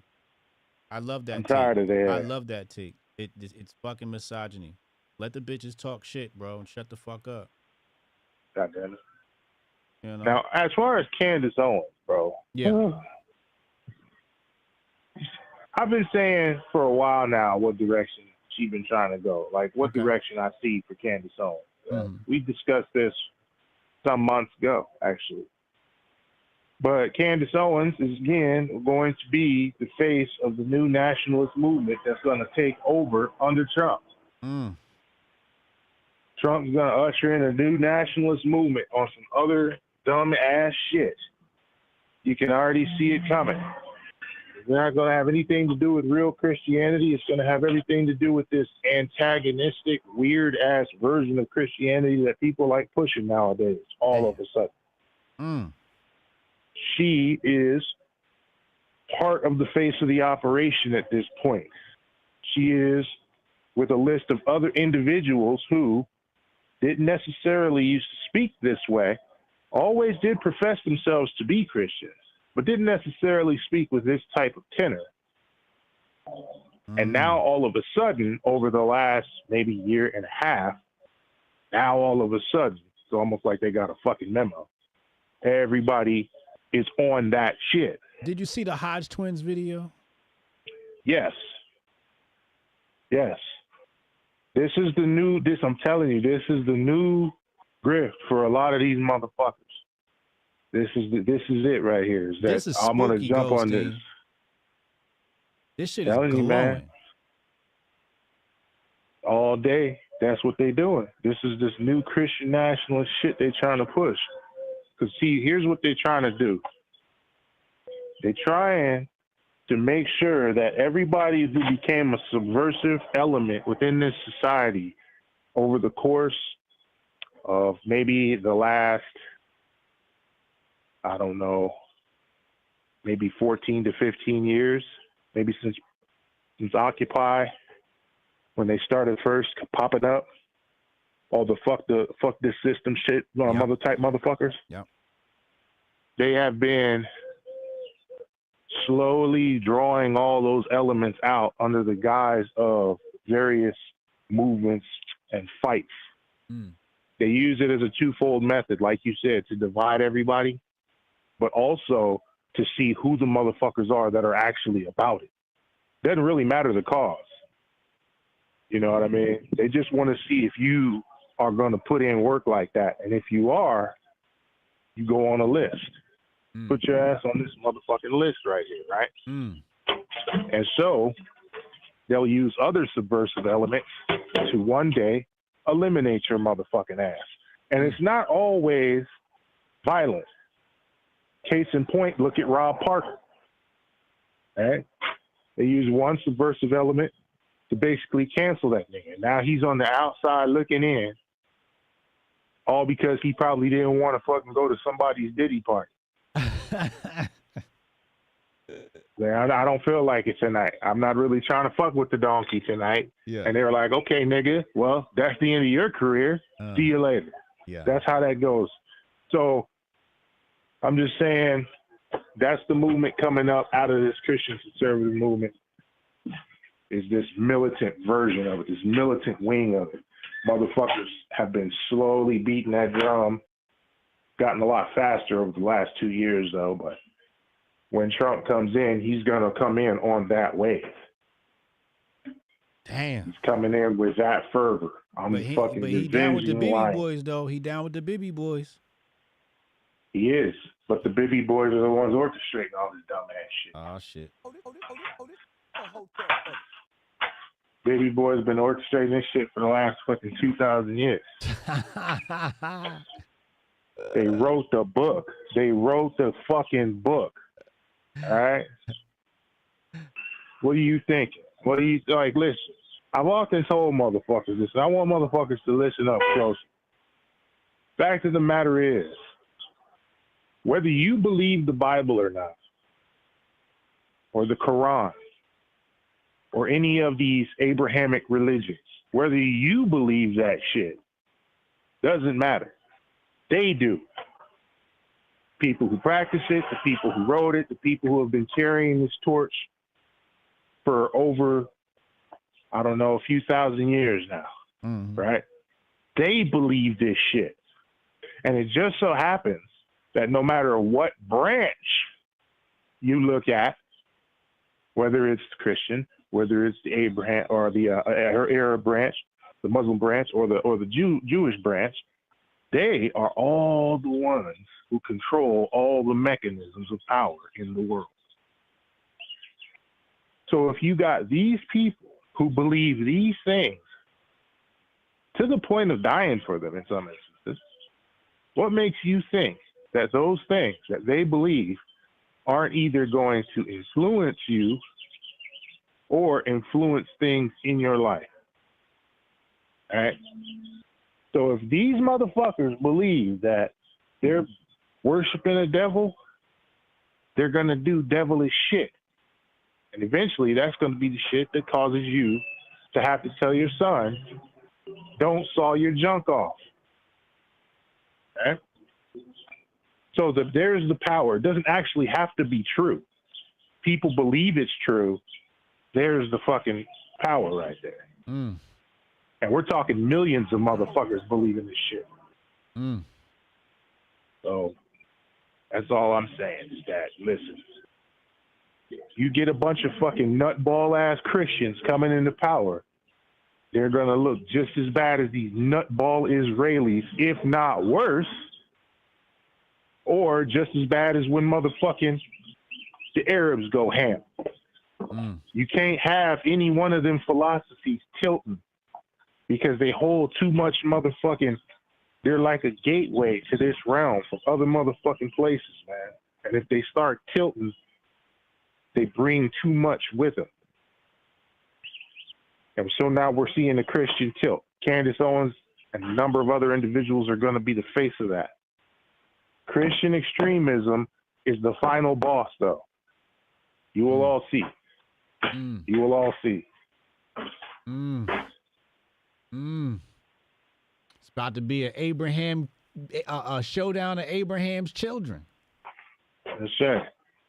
That's Damn. right. Prescient take, sir. Prescient take. Any questions? Right, man. Nah, well, you know what? I do got a question. Matter of fact, I do got a question. So, you were listening to the what was it this morning? Posted. What? The workout vibe shit. The workout vibe shit, yeah. What was the workout vibe song album this morning? Oh, Wyclef. Wyclef. Okay. That was Wyclef, the Carnival. You know what I mean? Bring that good Haitian energy. You know what I mean? Since we was talking about the shit the other day. Okay. Okay. I got it confused then. Never mind. What you thought it was? I thought you was bumping that nigga from the Black Eyed Peas. Oh, Will I Am? Yeah, the dark nigga. No. No, that was Wyclef, the Carnival. Okay. We used to bump that shit. Was I a freshman in high school then? The Carnival was my shit. The skits is funny. It really felt like so we know the Fugees dropped an album, 2 albums, right? Yeah. After the second one, he dropped that album. That was Clef's album. And Lauren on it. It sounds like a Fugees album with some filler, right? And right. But it's got a lot of different elements. It's a very world music album because you have 2 Haitian songs. This is the language I don't even know. It's a Spanish song, Guantanamera. That whole shit, Guantanamera, that's my shit. You got Gone Till November is on that album. The 2 verses from Lauren is just mind blowing. It's just like, damn, she's snapping. And then you got the other hit on that album with Praz, I think. But that album was just a really good album. It was one of my faves. Oh. Yeah, because our damn show was getting ready to ask you what makes you think that you can avoid charges for bumping Will I Am. That was going to be my question, but I had to make sure. You know what I mean? So I was like, but man, Black Eyed Peas their first album was crack. It was like, their first album was like, it was it wasn't this new shit. It was very earthy and soulful, but it was a vibe. What year was this? I want to say this was 98, 97. Back when they had the black girl. Yes. Yeah. I heard a rumor that somebody that fucking what's his name ate that bitch too. Who? The nigga from the Fugees. What? I don't know. It's some weird ass conspiracy theory. Oh shit. Yeah. 98. Here it go. 98. I was right. Behind the front. Is this it? Or is it the other one? What's this? No, this one right here. Edging the gap. Bridging the gap. This one was fire. And I think the other one too. Or it might be just, you know how we used to remember shit off the album cover. Yeah. This was back when I don't even think they had a chick in the group at this point. It was just the three brothers. That's back before they were in the Illuminati. Yeah, that was before Will I Am. See, Will I Am, what happened with Will I Am happened musically. He realized that it was all about how you sound and not what you say. But if you listen to Will I Am, he got a really big pop hit that's about selling drugs. And nobody knows it because nobody listens to the lyrics. Everybody says the lyrics, nobody listens to what they say. It's that song, boom, boom, boom. Let me hit that, boom, boom, boom. He's talking about selling crack and cocaine. I'm telling you, yo.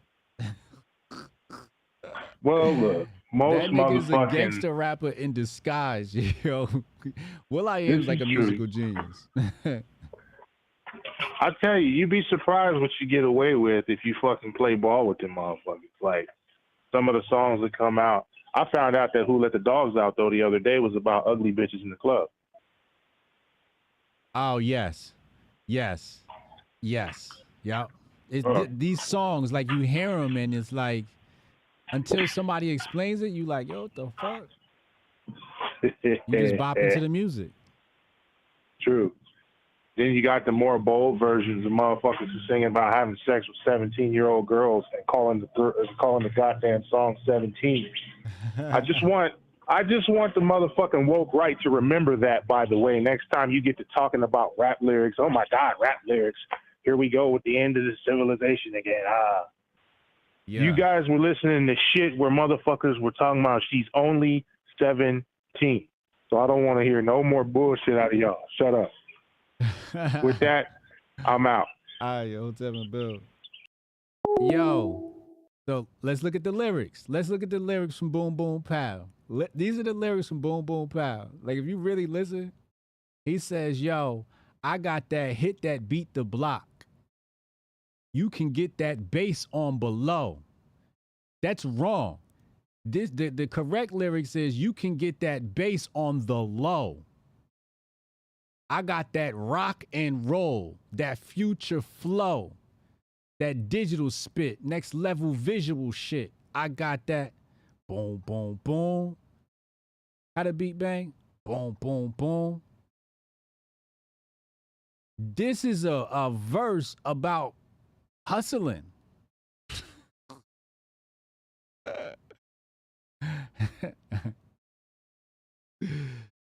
Yo. I'm telling you, this, yo, Will I Am's a genius. He's a genius. He's a genius.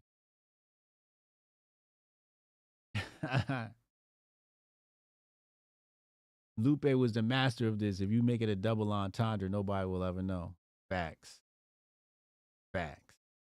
See, when we was on tour, I was on tour with Demic. They would always play all the hits. And I used to sit there and listen to the hits, trying to like figure out what made them hits and just like analyzing all the artists. And I remember being on stage and hearing this shit. And I was probably under the influence. So the music is deep now inside your cells, the cells of your body, and now embodying the music. I just like, I heard Will I Am. I'm like, oh shit, this nigga over here selling crack. He said he got that rock and roll. This man is in Target. He Call from Marshall. Marshall, what you got, yo? All right, I want to piggyback on some things. I want to piggyback on some things that was mentioned earlier. All right. But Don't be long winded. I know how you get. All right. So first of all, Goldstein is right. Goldstein's right when he talks about how what do you call it? That they're opening portals to different things. Remember on Friday I was talking about how the different religions use different symbolism because of the founders of these different religions were actual mystics and alchemists, and they created energy egregores channeled via the symbols. Yeah. So when he was talking about how, you got a lot of people believing these things, that's a lot of power that can be tapped into energetically. That is tapped into.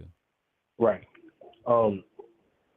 And outside of that, I was also going to say, just from like conversations with my mom about like, her being a military colonel and her like past relationship experiences, I was going to say that I don't think women that are alpha females do well with betas. I think that they are very pragmatic in terms of what they can get, and they know an alpha male like long term is not going to deal with that shit like forever. So that's why they cheat on the betas and things like that. But I would say that most women are not looking for a. Wait. You said women don't want to be with the betas? No. They know that the beta is going to tolerate their bullshit and they can have their way with the beta. Correct. But in terms of attractiveness, women want to be with someone that they respect. They don't respect the beta. Yes. But they just know that they can get over on them. That's correct. That's correct. So, like, and I tried to explain that. A lot of this shit is IQ based, right? Yeah. Much of this shit is IQ based, and people don't talk about that. Usually the one who's smarter is the alpha in the relationship. Right.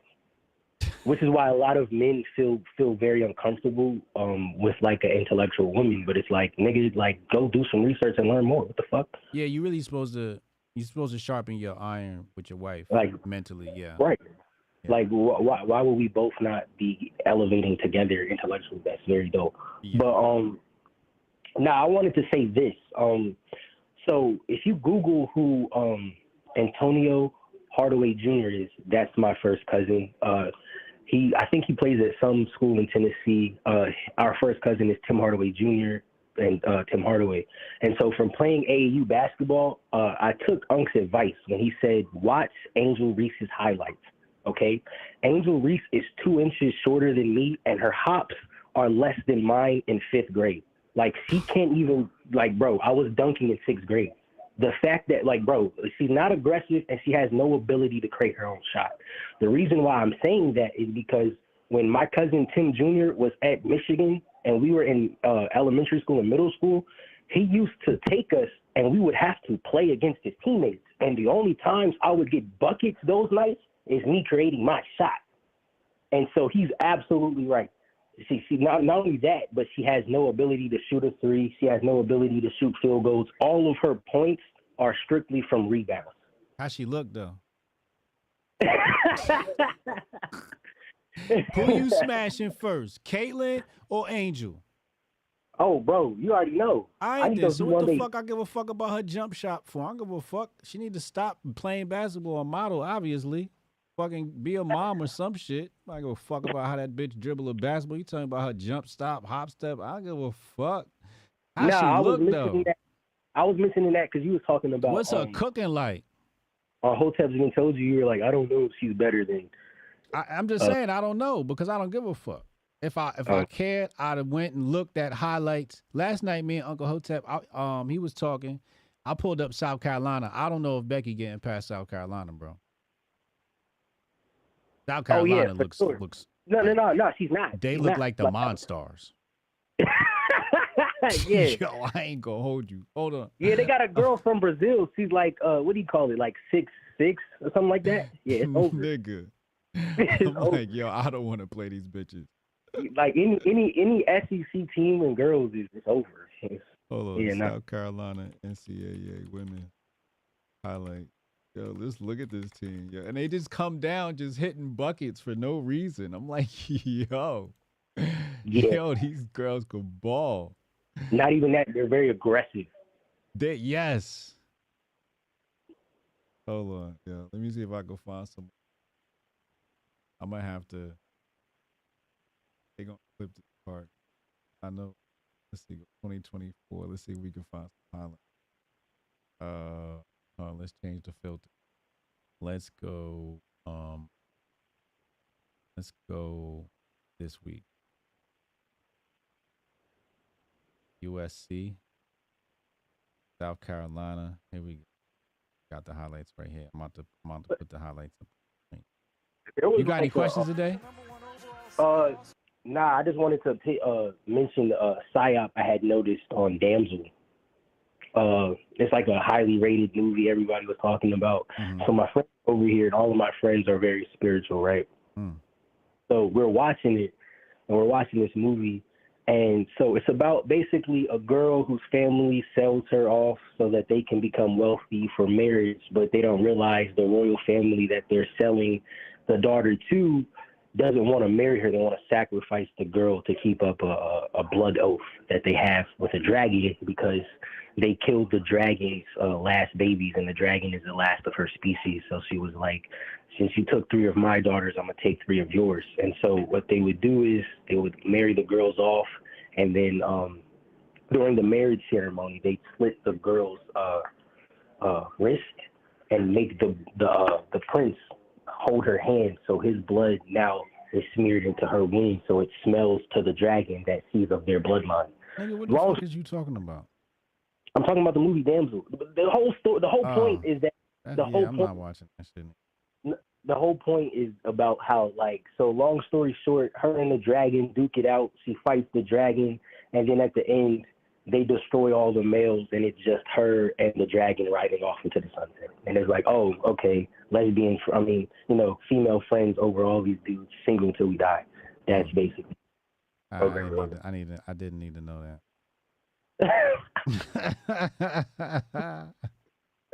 That shit sounds sickening. I'm not watching this. Yeah, it was entertaining until it got to that point. When I saw them, and like I saw them destroy all the people, I was like, oh, okay, that's yeah. Nah, it was pretty good until that point. All right, you got any questions, man? Nah. I appreciate you, bro. All right, bro. Ladies. Talking about these crazy ass Netflix shows. I try not to watch them. You're gonna tell me about them. I try not to watch these dumb ass shows. I gotta put that shit in my subconscious mind. Fucking dream about the fucking demon goblin shit. He's shit. Here, look at this. Look at this girl. Ew. That's why I can't watch women's sports. What the fuck was that?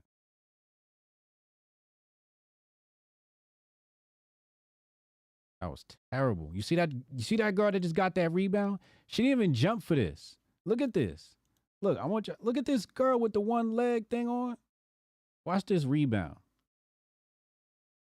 Watch it right here. She didn't even jump. Woo!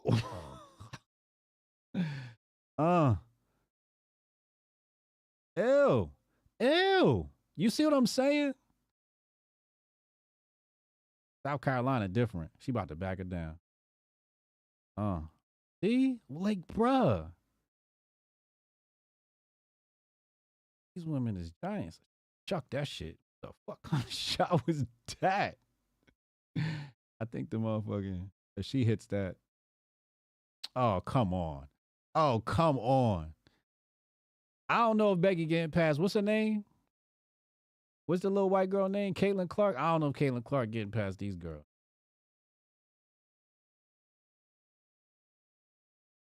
Ooh, that was nice. That was a nice shot. That was a nice shot.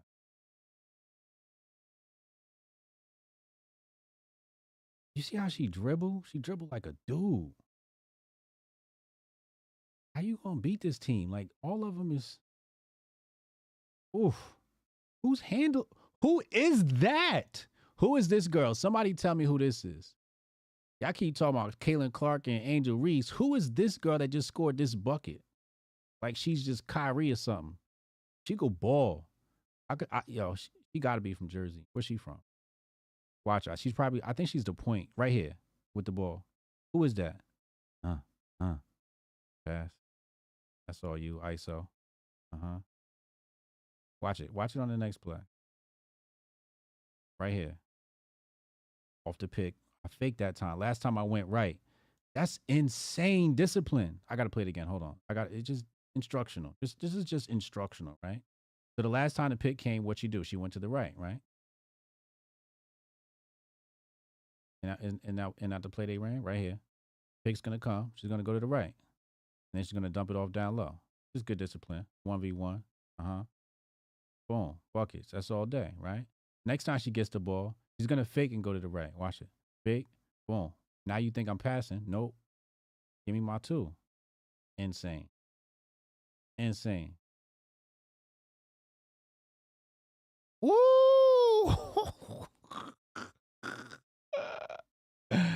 Bruh, come on, son. She's Samoan. Yo, she related to The Rock.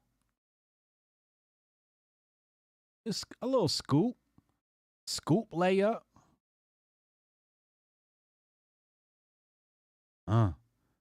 Becky could get it done. Oh no, she can't. Never mind. Take that back. Oh, block. These girls is the Monstars. These girls is the Monstars. Look at these girls. They look like they rap. Wet. Straight from Wendy.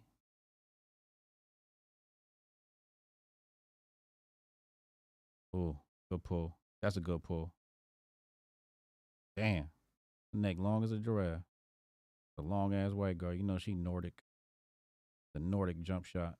Don't hit that. I was about to say, ain't no way you hitting that. Ooh, good follow your shot. Wow. Block. Damn. Yo, y'all think Caitlin Clark could beat this team? Do you honestly believe that? I don't know what Caitlin Clark's team is. That's why I'm asking you. Just to be clear, I'm asking you because I don't know. These girls is balling. They running. Look how they running down the floor. Look at this. Who is beating this? They ball like dudes. Oh, good toss down low. That's easy. Give me that and 1. That's all day. That's money. This is insane. Do you think this team could beat Caitlin Clark's team? He said yes because it's an op. Oh, right from the free throw line, routine. Oh wow. Oh, she's got a ratchet. Who's that girl with the giraffe neck? She got a ratchet. Somebody in the NBA gonna pick her up. In the WNBA, somebody gonna. Oh man. You let her get all that space down low? Ew. He played like Rasheed Wallace. Ugh, she got braids on. You know she got a girlfriend. Whap. Damn. Yo, these girls can shoot. Some of them can shoot. I don't know who that black chick is, but she's wet. There she go again. Handles. Good board. Damn, full court pressing too. You gotta be in shape. Down low to the Samoan. To the Samoan, people's elbow. Right down low. They go to Samoan right there. Oh, the other girl got it. Rasheed Wallace. Boom. Yo, son. Yeah, them Beckies could shoot, bro. Yeah, they could run and dribble, bro. This is insane. This is an insane pace you have to keep up with here. You cannot keep up with this pace, bro. Oh, my God. Right there. Oh, that's a good steal. That's a real good steal. Pass. Yeah, that's a good pass. Oh, they don't got handles in the game. See, if they'd have had Lil Kyrie in the game, it wouldn't have happened. All right, Lil Kyrie back in the game. He got the headband. Heelys. Oh, good find. That was a dime. Yo, Lil Kyrie is nasty. Did you see that pass? Did you see that pass? This is a sports show now. We're now a sports show. Look at this pass. It's a dime. Why you think they 35-0? Half the team probably in a relationship with each other. Hey, yo. South Carolina. Oh, damn. Who is that? Is that her? Oh, no, that's that light-skinned chick. Yo, she's nasty. She's nasty. She gonna go to the league. They go to Rock. Pass it back to Handles. Oh, down low to the Rock. Down low to the Rock. Done. This is insane. This team is sick, bro. This team is insane. Look at this. I'll say this though. I'll say this. Oregon, to keep up with them threes, man. Them threes, bro. Them threes is crazy, bro. Meta step. Hey, relax, bro. You gotta relax, bro. All this shit is bread and circus, bro. All this shit is bread and circus. Everything I talk about is bread and circus, baby. Relax. You know what I'm saying? I don't give a damn. These girls could ball. Shit. You know what the problem is? Everybody complaining don't actually play basketball. That's really what this comes down to. You guys don't play basketball. Strong Dad, you lift weights and you skateboard. I guess there's women's sports in Hotepistan now. Ghosty don't play basketball. All I want to know is, can Caitlin Clark team beat this team? That's all I want to know. Martian, you see what you started? Yeah, this did start with Martian. I might watch that game. I ain't gonna hold you. I might watch that game because I hate when. That's the problem with women's sports. Remember when Strong Dad talked about? Strong Dad said we might need a contingent of just apex women. That's what I'm talking about. That's what South Carolina's team looks like. Now that, I'll watch that. I could watch that all day. Watch it all day because it's like watching dudes. It's actually entertaining. The ball's actually going in the net. They're actually doing cool shit. Hold on, I'm checking my mentions right now. All right, let me check the Drudge, and then we're going to get out of here. Let me check the Drudge, then we're going to get out of here. What is this? Biden, Iran revenge warning, preparing strikes, World War III, fear soar. Yeah.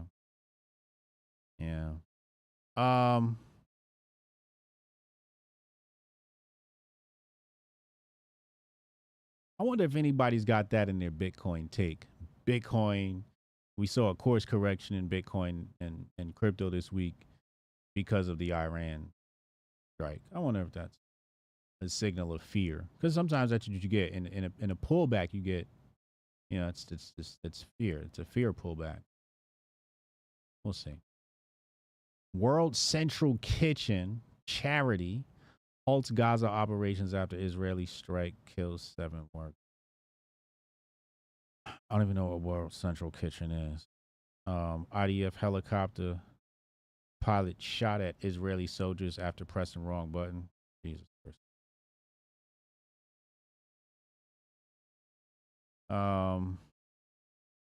Cybertruck owners furious as features underwhelm.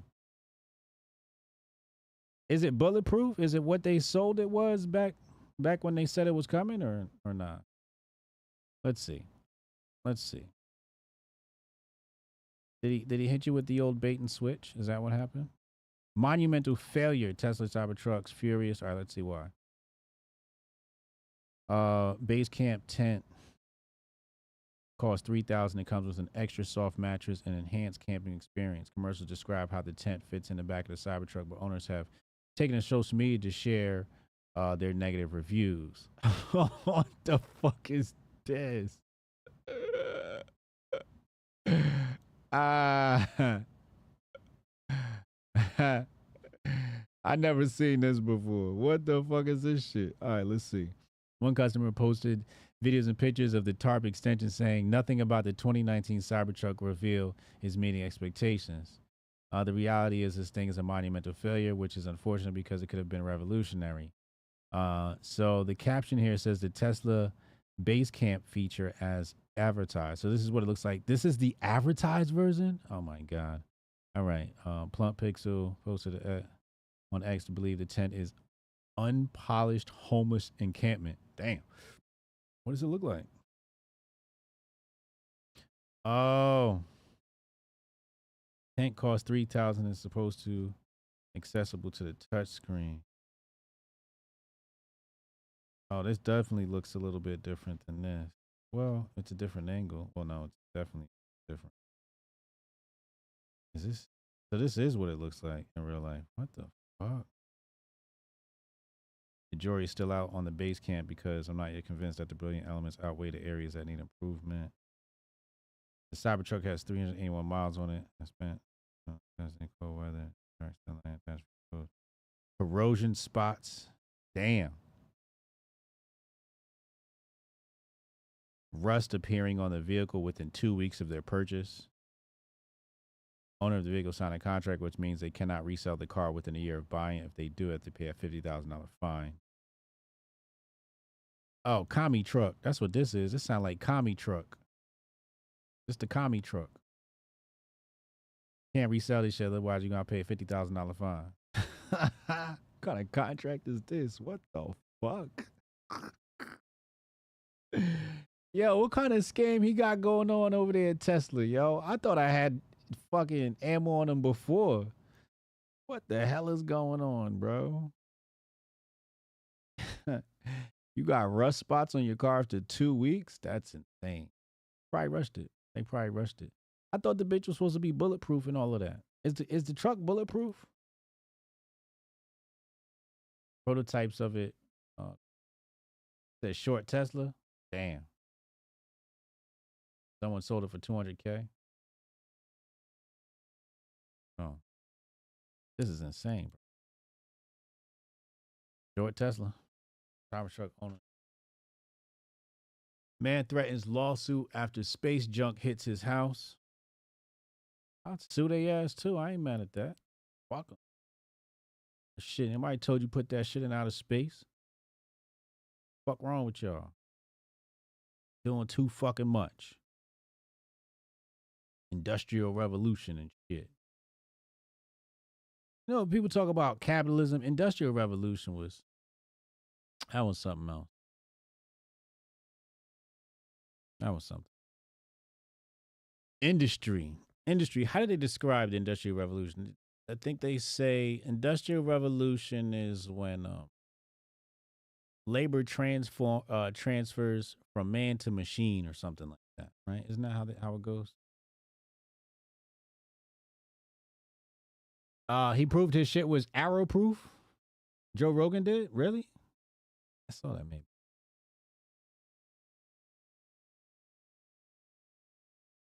BMW is releasing an SUV that looks like it. They got new Class A. Let me see. I had high hopes for the Cybertruck. I really did. I liked it. I really did. We're on the BMW website now. What is this shit? Where's theirs? Their truck. Send me a link. Oh, what the fuck? W got some next shit going. Oh, I like the angles on that. What is this? I like the angles on. What is this? Looks cool. Pretty cool car. Oh, these are their concept vehicles. Oh, that's pretty cool. I like that futuristic, weird cut line on a vehicle. I don't know. Probably because I'm an 80s baby. Grew up with it. Like the DeLorean, right? It has that very sharp cuts on the edges of the car. I'm probably brainwashed like the type of truck. LA luxury house sales plummet 70% since mansion tax. J.K. Rowling's defiant trans tweets not criminal. Police refuse to arrest.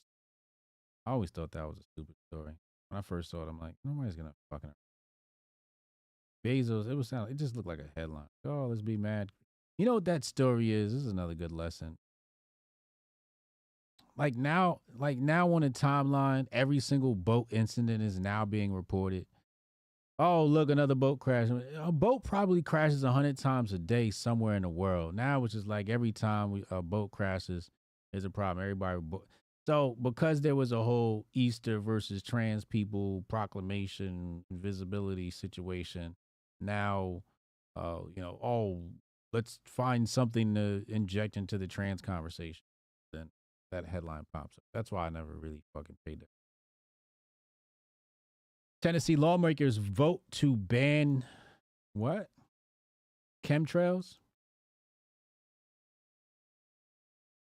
Scientists accidentally created a 6-legged mouse with no genitals. See, in Hostepistan, we'd arrest these people. They'd be arrested. You'd be arrested. Like, what are you doing? Like, what are you doing? Stop. Get some help. What are you doing? 1 million simulations, one verdict for U.S. economy, debt, danger ahead. You didn't have to fucking run the simulation to fucking come up with that theory, you dumbass. You had to run a simulation to figure out that the economy was doing bad, that there's debt danger ahead. What they don't know is the dollar will be saved. Either we'll be saved or the dollar will be saved. That's the decision that's coming up. Lauren, I'm about to call you. We're about to argue. Lauren. I'm about to call her ass. We're about to argue right now. Hold on.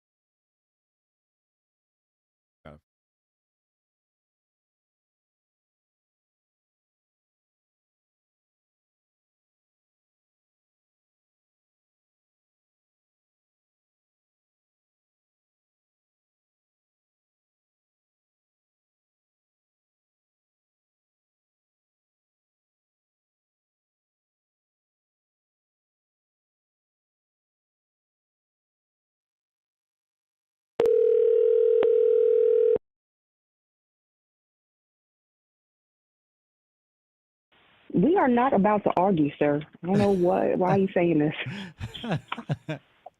Why you said you disagree with me in regard to the what was it? The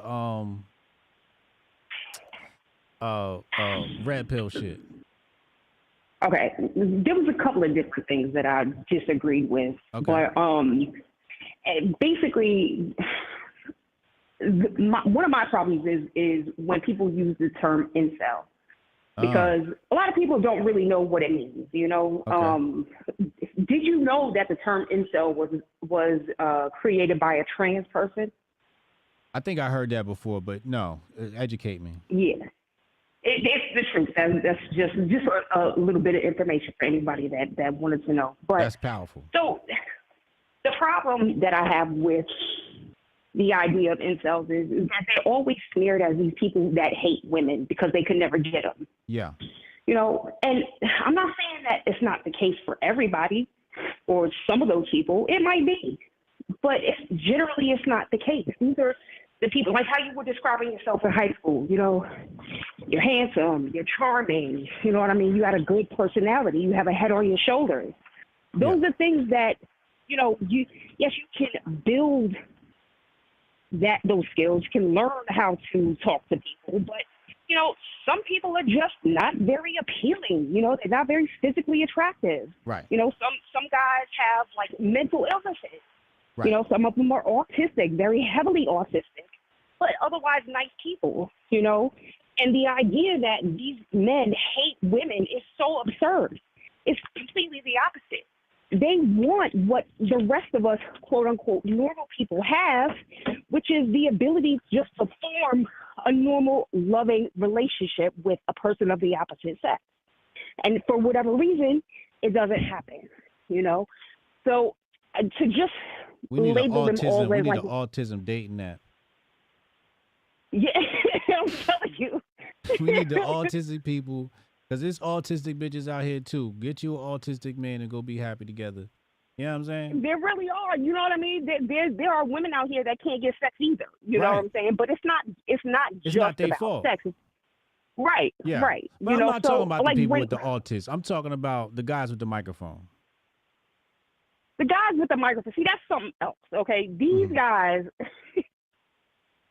you have to have a level of confidence to be able to put a camera to your face and start saying shit. Yes. Now, some of these guys are just doing it because they want the clicks. You know what I mean? They want the revenue. They got something edgy to say, and they want to be one of those guys. So that I'm not going to start naming names because I really don't watch these people, like these whole red pill or manosphere people. I don't watch them. Like the Fresh. I don't watch these people. I'm in my men's rights advocate lane. I talk about people that talk about law, policy, and how these things that feminists are implementing and lobbying for are getting passed into legislation.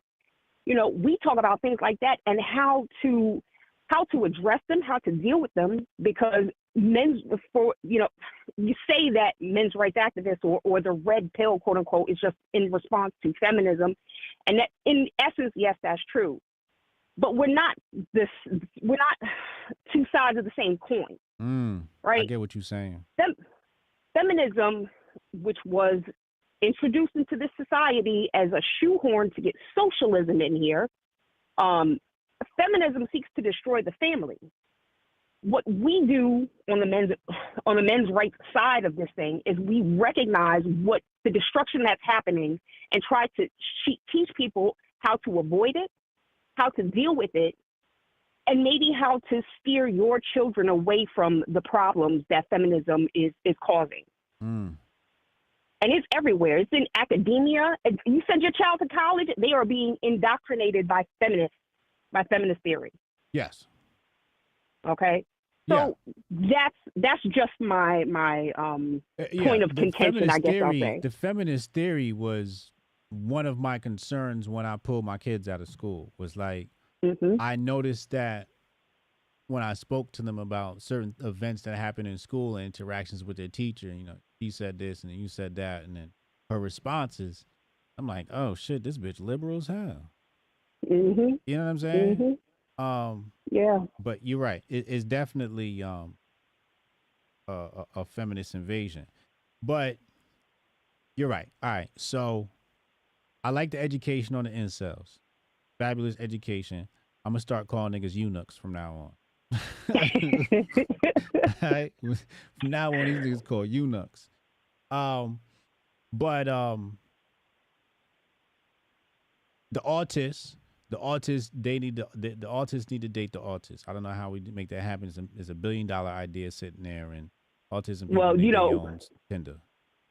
I agree with that absolutely. But you know, water seeks its own level. You know, so these people want to get out there, but they don't know how to. Yeah. And what they're faced with is a society that's telling men that they're wrong for wanting to be with women. Yeah. You know, and you're telling women that, well, they can have and do whatever, and they don't need no man. Well, how are we supposed to get together? You know what I mean? It's only rational that there are more and more dysfunctional relationships happening because we are not talking to each other. Yeah. Yeah. We're talking around each other and we're talking about each other, but we can't sit down at the table head to head and have a real heart to heart.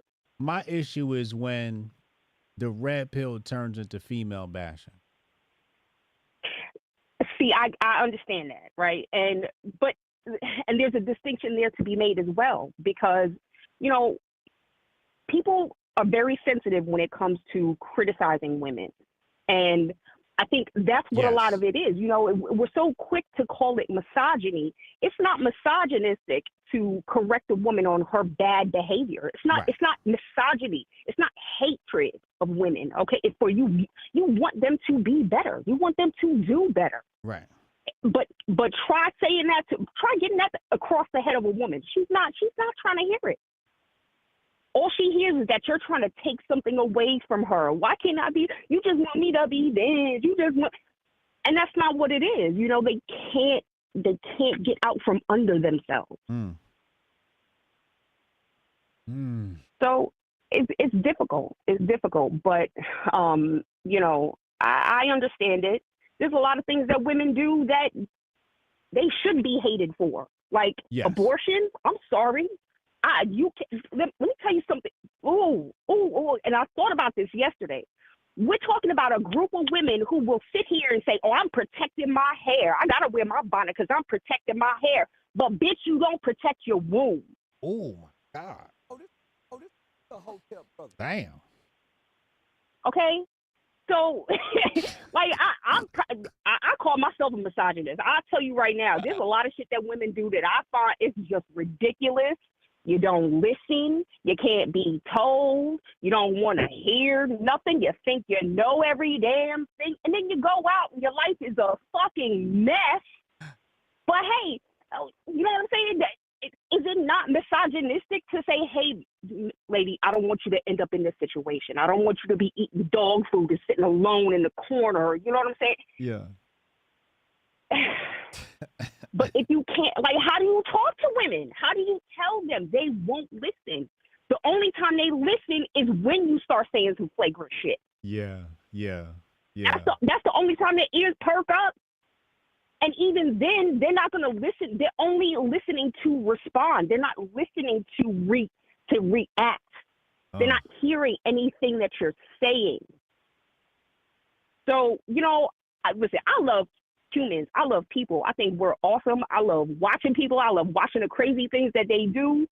But to watch how women are operating and to not have something to say about it, I mean, hey, you can do that, but you know, everybody is affected by how by the male and female relationship.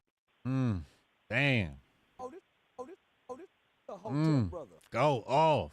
Lord have mercy. So, you're not wrong, yo. You're not wrong at all, man. Like, damn. And look, you never heard of the idea of tough love? Yeah. That's what it is, you know. And these people, we've been soft-handing these people for generations now, and look at where we are. You know, it's not nice. I don't have kids, but I wouldn't want to have to discipline them. But it's something that you have to do. You know, and these women, I'm sorry, a lot of them, they're out here operating like children, like toddlers. I mean, when I want this, mommy, you're not going to give it to me. I'm going to go get it from this one. Oh, man. You're not wrong. You're not wrong. I can't, you know, I love to argue. I thought I was going to win this one, but I feel like I'm losing. Listen, you my brother, and I'll tell you right now, I would never argue with you. We can have a disagreement, and that's where we're coming from. You know? I can't. I don't have no, I'm trying to come up with some, and I ain't got none because you keep crushing them all. Look, this is my lane. This is why it was so frustrating because I'm trying to type out all this stuff in chat and you can't. Like, plus I'm working too, you know. Yeah, you can't. But this is the lane that I'm in. I've been in this lane for the past 10 years. 10 years. Okay. Talking about this stuff. Okay, so men's rights advocates have been around a whole lot longer than that.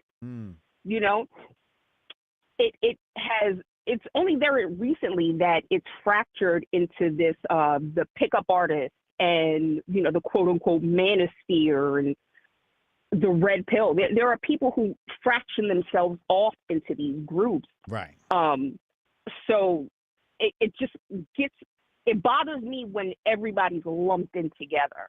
You know what I mean? Because it's just not the case. You got to be real specific because, you know, like a pickup artist doesn't do the same thing that I do. You know, He might agree with the things that I say, but he's out here trying to get pussy. Yeah. I would tell him, you know what I mean? I would tell him, look, why are you trying? You know what I mean? You ever just ignore a bitch? That's when she wants your attention. She'll come to you. Yeah. Facts. That's facts. That's facts. Yeah. Hey, I appreciate you, man. You was cooking, man. I appreciate you. Absolutely, brother. Love you. Love y'all. Hotep and Bill. Have a great day, and we'll get at it tomorrow. All right. Love you tomorrow. Love you today and tomorrow. My bad. Damn. Shit. She got me stuttering and shit. Robert Jones says, so this is why HJ don't argue with women. I generally, you know, that's my rule, right? So, you know, you thought I was going to argue with her. You don't know me too well. Anyway, But now I really want to formulate an argument and argue with her, but she got me up here wanting to start a new channel bashing women now. Right. God damn it. The way she had me charging, man, fuck these bitches, man. Like, she was throwing so much ammo. I was like, I completely moved from my side. Inside, I don't know if you can see it on my face, but was just transformation. Like, damn. And fuck these bitches. I'm telling you, inside, I went from my position to like, yeah, like completely switched. That's how strong her argument was.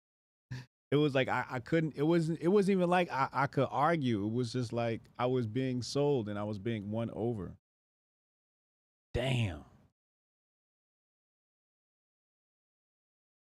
You know what made it hit home was just yesterday we were talking about how we pamper girls. We were just talking about that yesterday, how we pamper girls. Just yesterday we were saying that. That was all pertinent.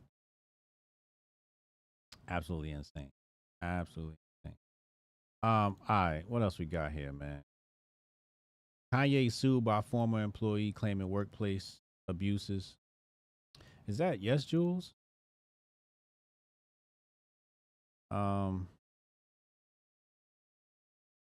Or is this somebody else?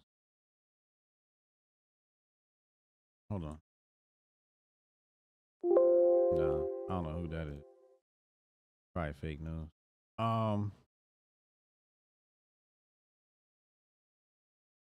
Megyn Kelly presses Ben Shapiro on whether Daily Wire is only free speech until it comes to Israel. And they pressing the shit out of Ben, man. They pressing the shit out of Daily Wire. Or is this an op? Or is this part of the plan? Is this part of the plan? What's going on here? Jon Stewart says Apple blocked him from talking about AI dangers.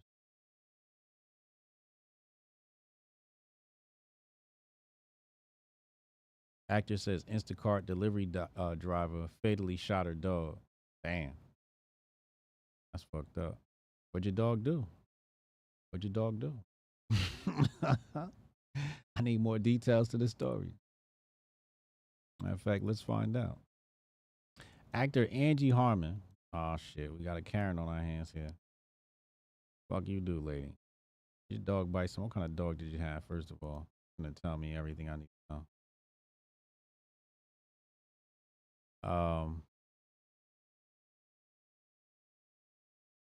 And this happened over Easter weekend.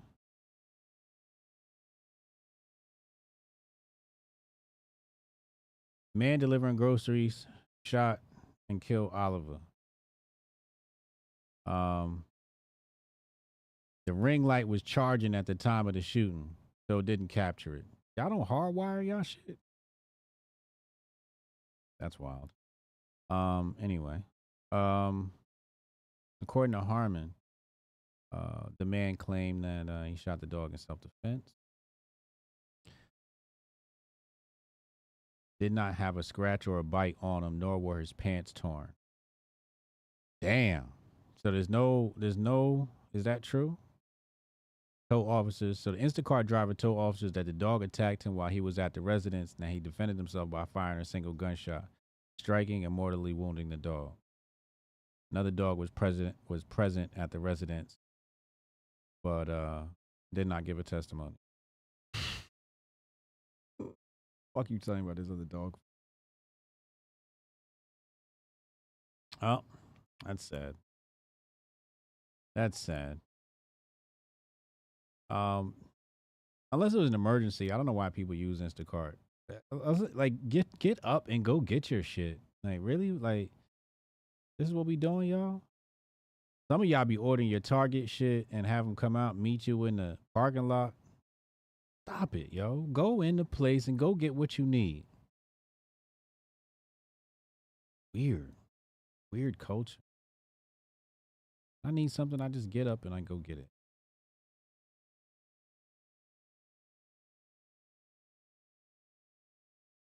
Adderall prescriptions filled less often amid ongoing shortage. And it's a shortage on Adderall? Well, you know what you can get, right? Flow. This is one of our, this is This was our flagship product for a really long time. This is our flagship product, Flow, with cognitive support. Nothing but God's creations in it. Nothing but God's creation. 1/2 of Coca-Cola. You know, we got that cola nut straight from Africa in here.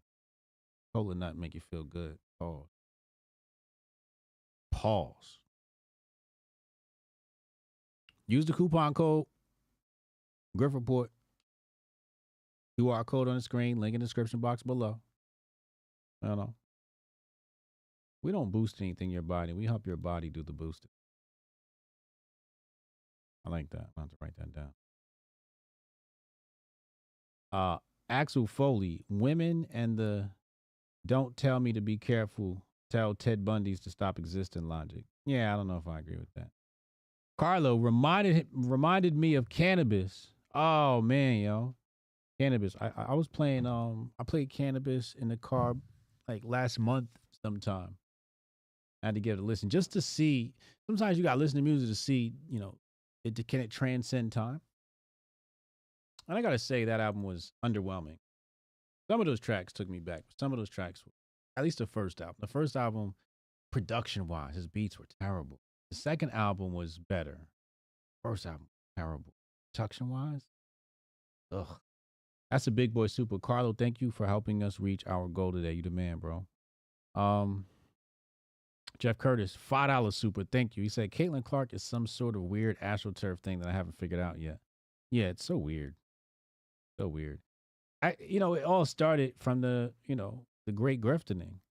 Her rivalry with Angel Reese last year. That's all this came about. Angel Reese made her a star. That's what this is about.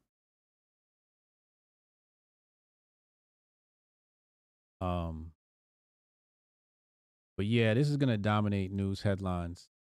This Iran situation is gonna dominate news headlines for the next 2 weeks, probably. Usually you'll get, so it'll be like, all right, so we got the first strike, right? So that means there's another strike coming. I think there was a story about another strike that hit. I think there was another story about a strike that hit, and then there'll be another strike after that. I just don't know who's gonna strike who. But probably before the week is out, we're gonna get another big headline. Like not as big as this, because they go down in severity, right? So the first one's always big and shocking, and then the next one's like a little bit less because you just had one. But I think we're expecting another event. If we have not, I thought I saw something on the timeline earlier. Matter of fact, let me check the trends real fast. I thought I saw something on the timeline earlier.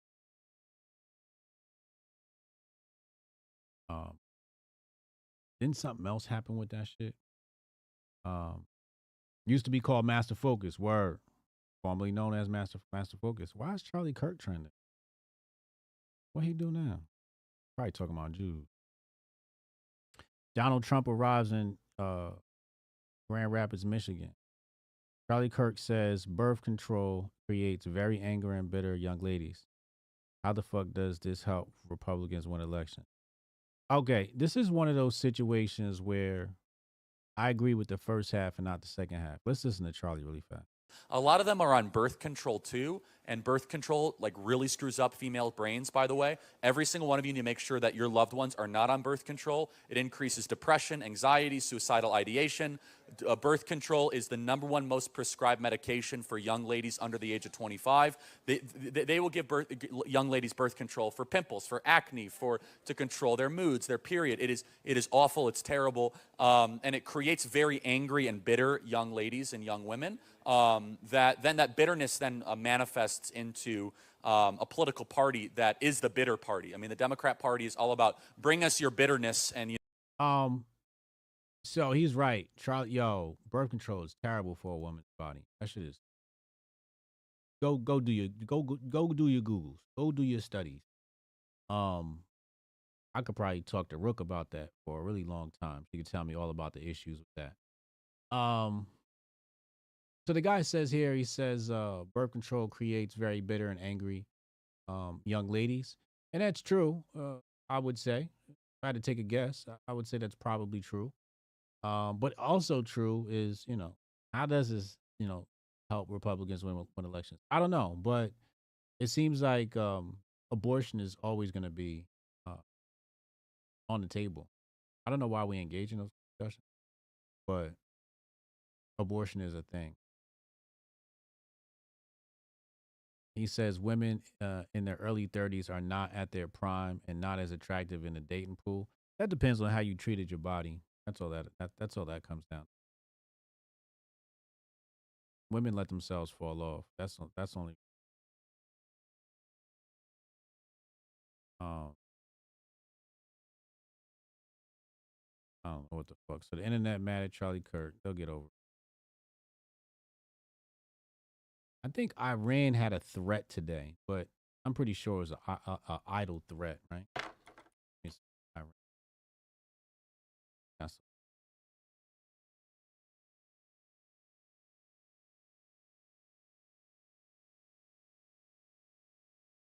Israeli government spokesman.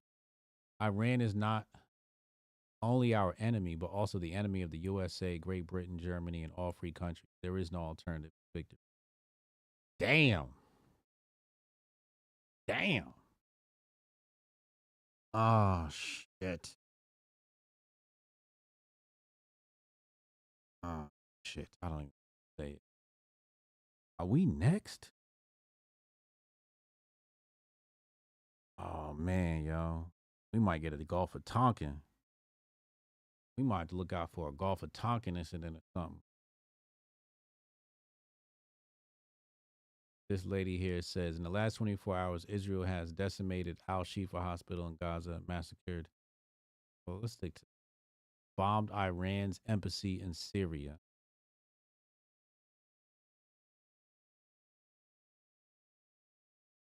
Yeah, they did apologize about the humanitarian work. They were collateral damage, I guess. Yeah, here's what I saw. Iranian president says that Israel and its supporters will certainly be punished for the attack on Iranian consulate. I'm just trying to figure out how. Like what is he about to do? And isn't he white passing? Dude's white passing. You know how we always say white passing for black people? I think it look like his name Bob. Talking about he from Iran. Like, your name's Bob.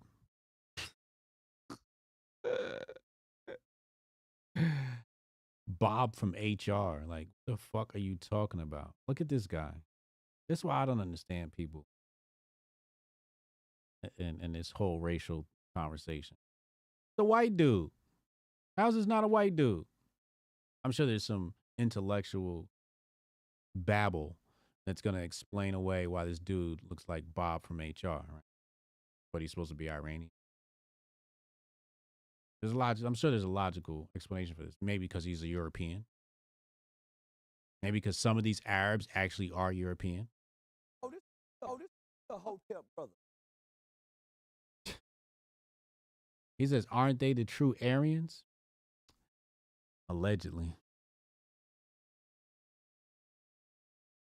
Strong Dad said birth control is definitely very dangerous, and I don't see the political aspect. Yeah, you're right. There is no political aspect. That's a science thing. You're right. That has nothing to do with politics. You're right. You're absolutely right. Chat, is this dude like let's be real. Is that not Bob from HR? Or am I tripping? Not gonna say. What else is it? I don't wanna scroll because is this him? Who is this? No, this ain't. Israel bombs Iran's embassy and then kills aid workers delivered, but according to U.S. Israel. 1,800 more. We definitely didn't. Biden just sent him some planes. Biden sent Israel some planes. I think we about to send him. We're about to hand him a little cash, right? He off-white. I think he was the cashier at Home Depot I saw last weekend. That's Mall Santa.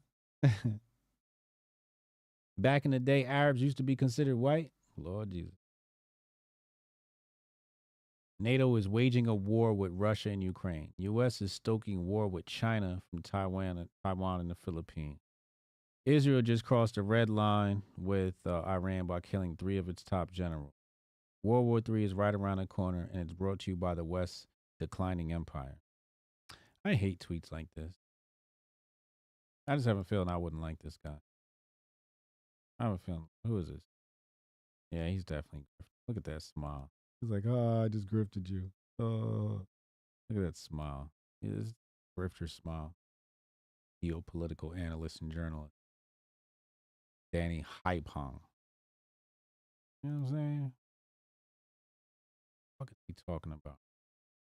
So, all right. So why am I saying this? What is my problem with this? First of all, the nigga describes World War III and then says World War III is right around the corner. Nigga, we already in World War. You waiting for them to say it? What is you talking about? And then the West declining empire.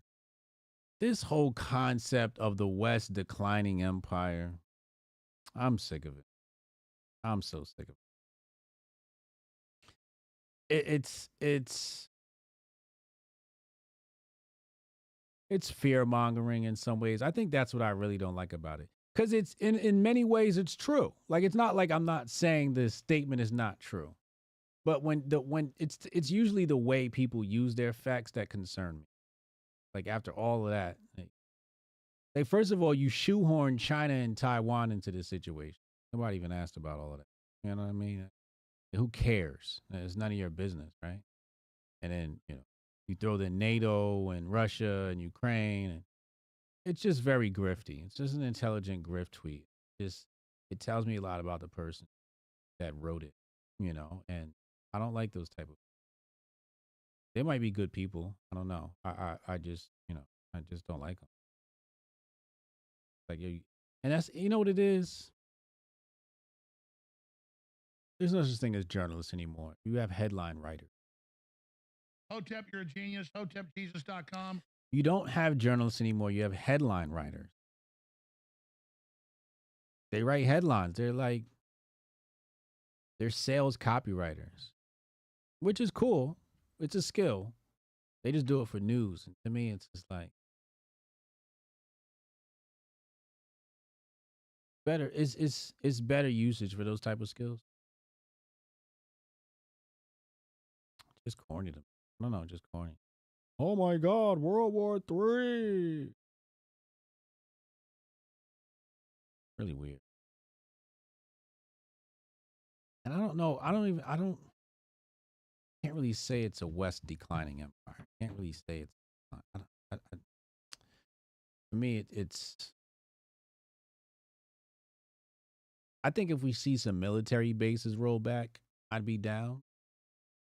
But it's like all of our military bases, we're still militarily everywhere in the world. We're still right there in your backyard. You know what I'm saying? Whether we're willing to pull the nukes or not. So I'm not sure about this declining. And also because it's like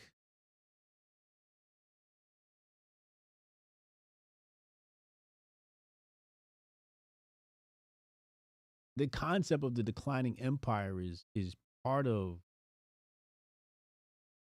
the mask that they want to create, the story that they want to create. Like, they want to create gloom and doom so they can tell people, I have a solution.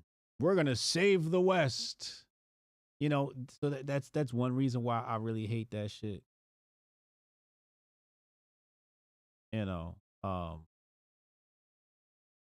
Also because the people who run the West have no allegiance to this concept of the West. Like, that's not what this is about. This isn't about pride in being English, pride in being United States citizen, to be an American.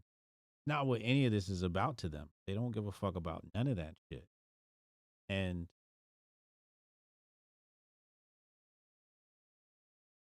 you know, the declining empire.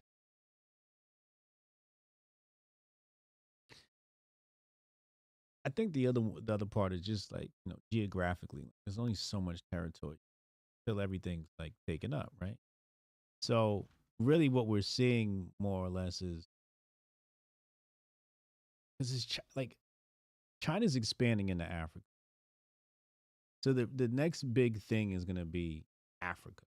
Well, the next big thing is happening now is Africa. So like Africa is really the deciding factor of who's going to be the declining. Okay.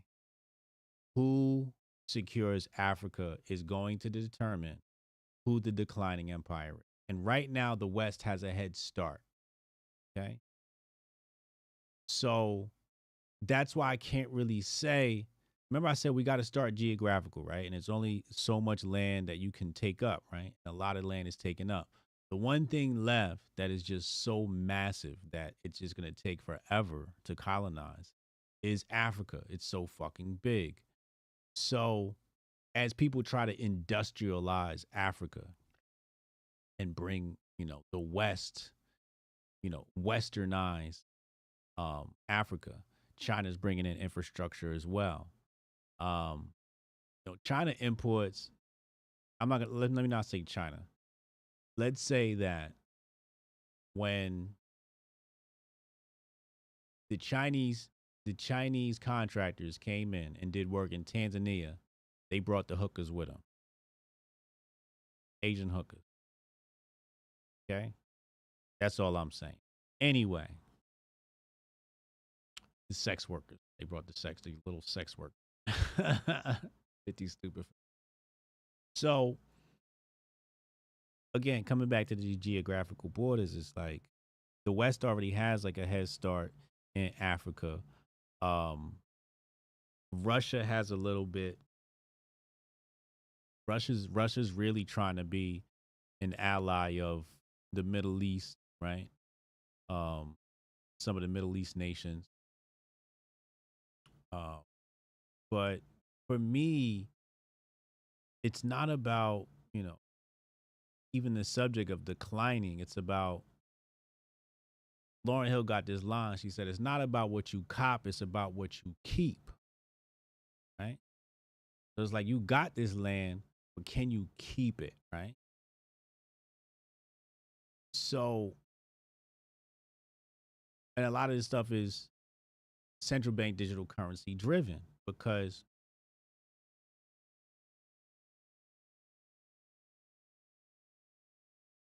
if you could lock down the currency, you can lock down the people.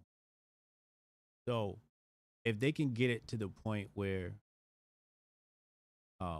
you can't exchange the USD in any format for a digital renminbi or a ruble, otherwise it's against the law, they can do that. If they want to program the money so that those contracts fail, they'll be able to do that. So what I'm saying is, you have a society, a nation of people, set of citizens, people plugged into your machine. But other people are still transacting with them, right? When we look at some of the BRICS nations are circulating USDT and USDC and these different stable coins, right? And Mexico and all these different places, they're transacting in the dollar, and it has deflationary and inflationary properties built into it.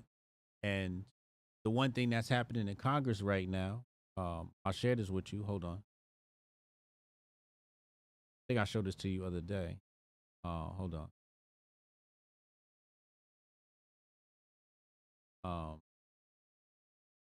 Hold on.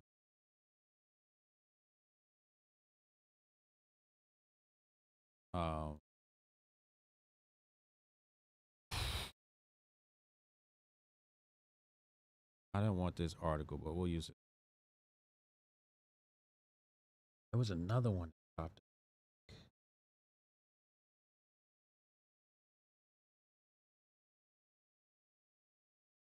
So,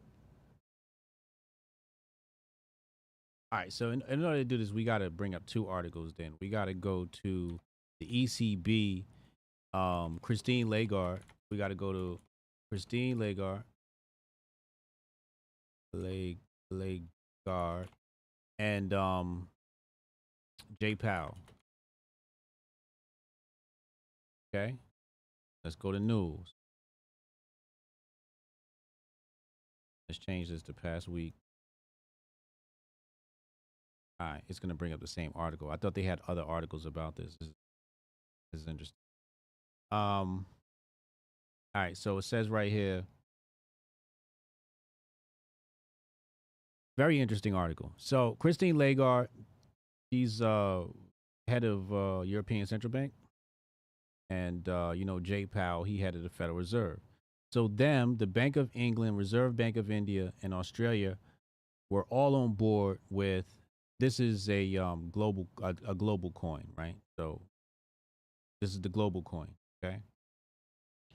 And what they said was the People's Bank of China was missing from the conversation.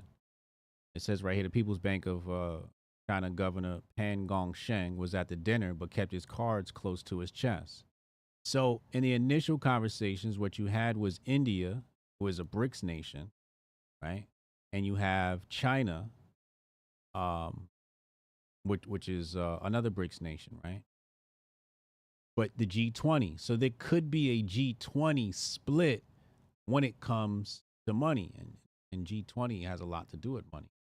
All right, so coming back to the Lauryn Hill line, it's not about what you cop, it's about what you keep. So you have your citizens and they're transacting in your currency. How do you control that? And then how do you create these cooperations? So what we're starting to have is geographical borders don't matter. Digital finance does, right? So this is going to be this like world of crypto finance, right? I want to say it's like centrify, centralized finance or some shit like that, right? And a lot of this is going to have to be sorted out to really tell. Because like people are looking at the news and Iran and, the West is dead. And I'm like, do you understand what the money conversations look like? Because all these countries are warring, but they're having meetings about money. And the meetings about money are very interesting. So, all right, so you have that, right? So you have the ECB and all of them in cooperation. I'll come back to the original article on Forbes.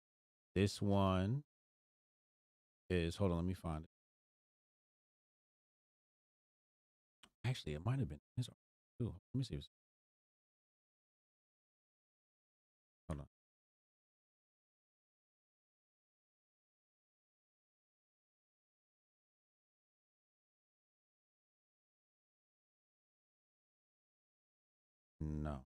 No. That's another one I read. Hold on. Damn, what? Wow. All right, I'm gonna have to scratch my head and find the article. Okay, let's do this. No, this.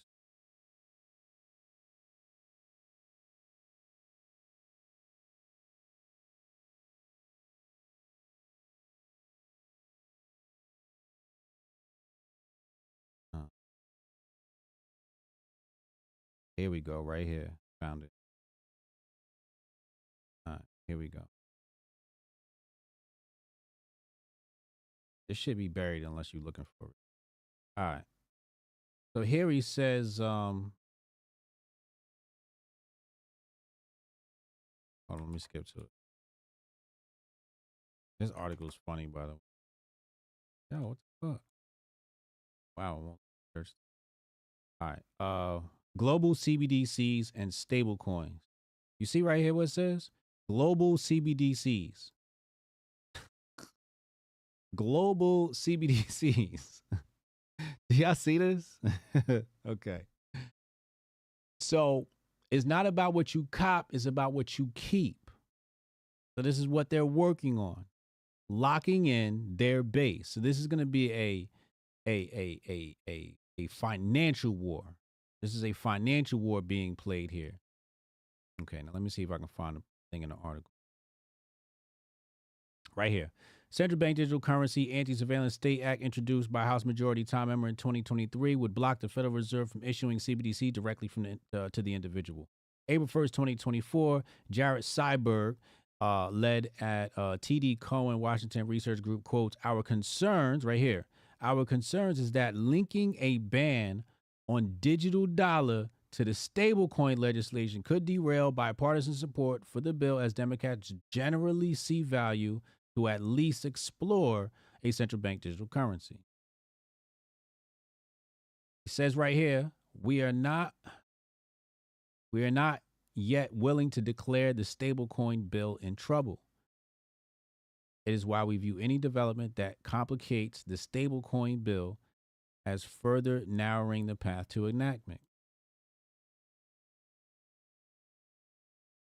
So there are some issues with the current stablecoin system that they want to bring under their control. And I think they're gonna take over USDT and USDC at some level. They're socialists, so they'll do it little by little, probably, right? And the CBDC bill could get destroyed because they're trying to couple it with the stablecoin bill. So while America is here trying to figure out what the stablecoin situation is, because the Fed says they have no interest in a CBDC, however, Jay Powell, where's his name at? Here, right here it is right here. Jay Powell and Christy Lagarde are having conversation about a CBDC at the G20 meeting. India keeping their mouth shut because India about to link up with BRICS. China's not saying that. BRICS is a farce? I mean, in a way, it's really just fucking China and Russia. It's really just China and Russia. So it kind of is a farce, but I think it's going to come down to who's moving assets in what currency. Yeah, things are moving. Tables seem to be turning in Africa. Yeah, and again, I'm gonna show you in here this article.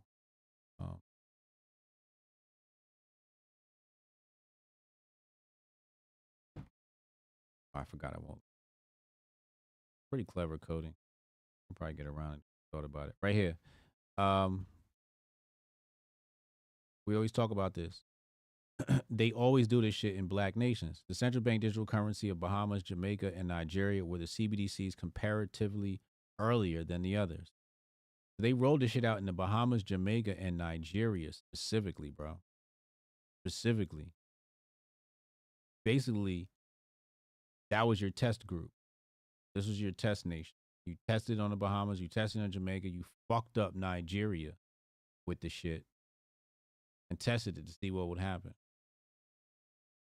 And it says right here, this is why I said this article is funny, because it says right here, failed after the launch due to lack of infrastructure, merchants, and public interest. But that's just not true.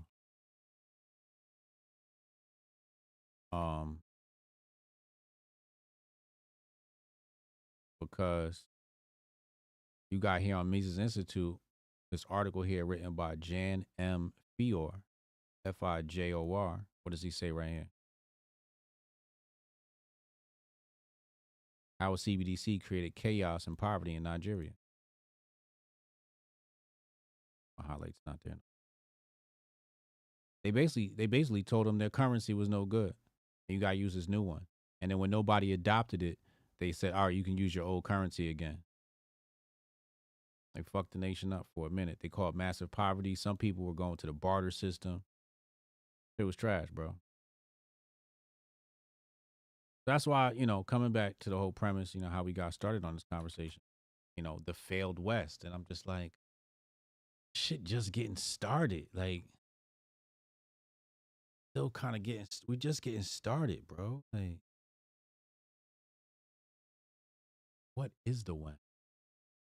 The other thing I can't wrap my mind around is,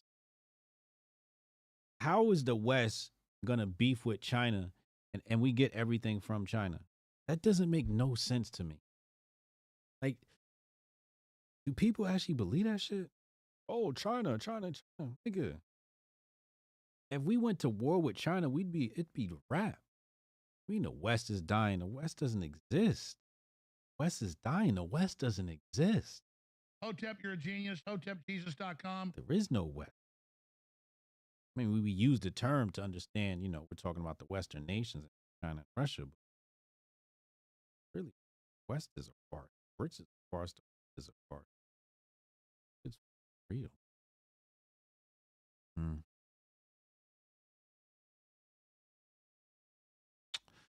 Kind of weird. It's kind of spooky. Shout out to Robert Jones, Jeff Curtis, Carlo, Axel Foley, Spotless Mind, and Matt, my fan funders. Fuck, fan funding? That's what the fuck they call it over there on YouTube. Shout out to my rumblers. I appreciate you. See y'all over there. Thank you for helping us hit our goal today. I'm probably gonna check out the gym tonight, late night. I want to see what the gym looks like at late. Because I'm gonna try to get a 2 a day in today. Today I worked on back, so I'm gonna go in and hit the back again. Pause. That was terrible. I'm gonna go in and hit the back again. Damn. That was egregious. Pause. I might tweet some chess before that. I'm back in the streaming chess mood. Mostly I think I took an absence mostly because I felt I didn't know enough. I felt like something was missing from my game, so I stopped streaming to try and get better. And obviously it worked. I feel much more comfortable on the board now than I ever did. And it just came with a lot of studying, and also, who said that? Was it Gotham? One of the chess players said, they stopped playing chess and then they found an opening that made them fall in love with chess again. And that's what happened to me. I found a new opening and it just made me love chess again. Like love. And really the truth of the matter is, the whole time I was learning chess, I was looking for an opening. Like, all these shits bored the shit out of me. Don't want to play the fucking Spanish. Don't want to play the Italian. I'm not playing no fucking King's Gambit. And I really don't want to go down the line of Queen's Gambit or what's the other one with the Catalan with that's so much theory.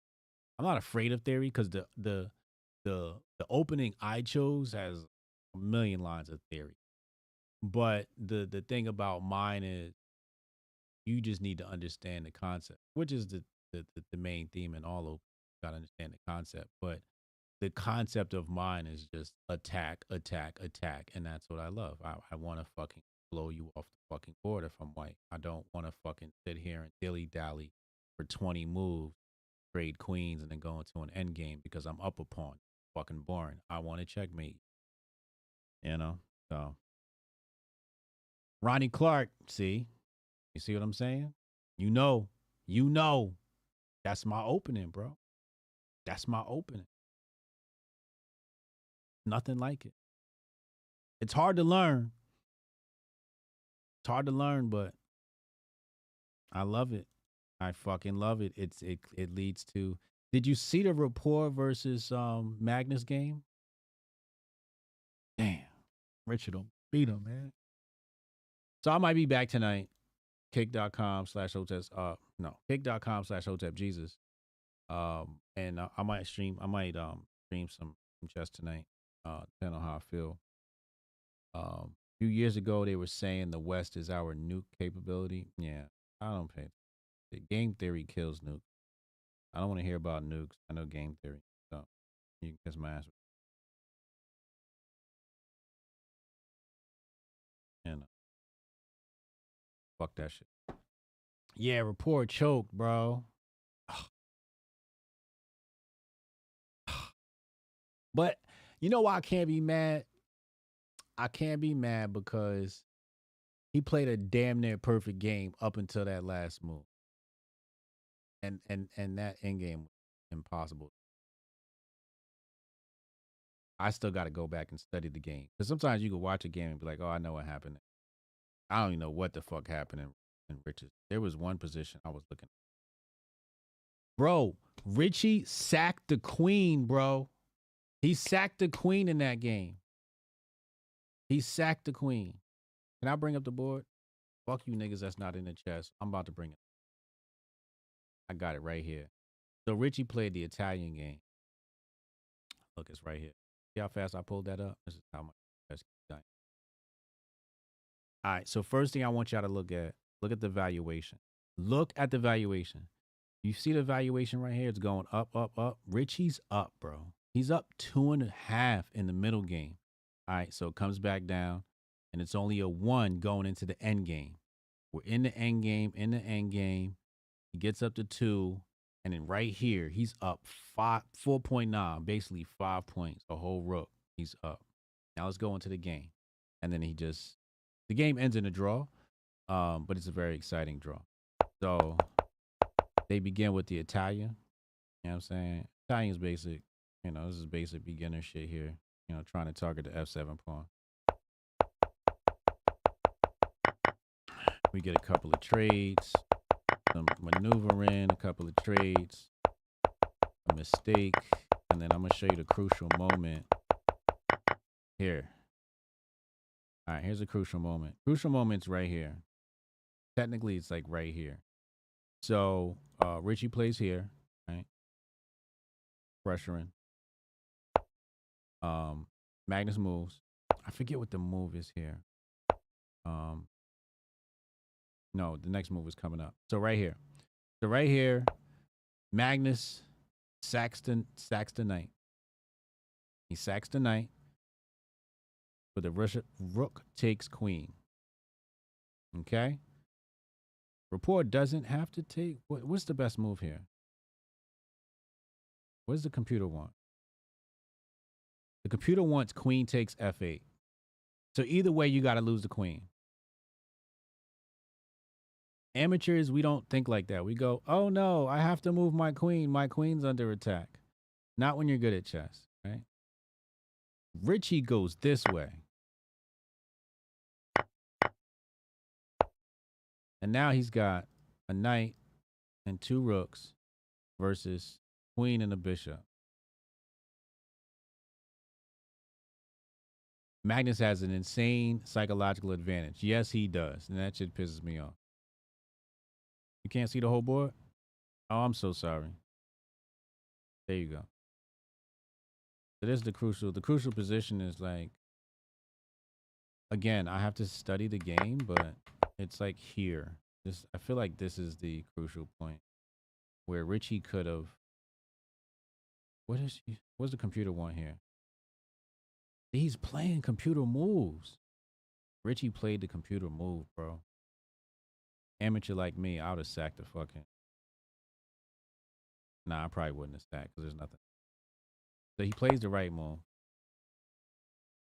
And then sacks the queen. And then he just loses the end game. Like here he's up 2.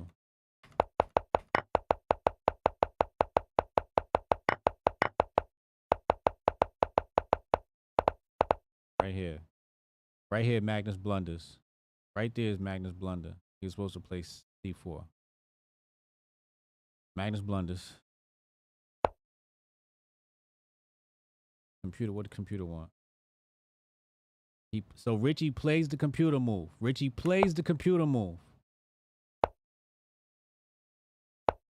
comes back, plays another computer move.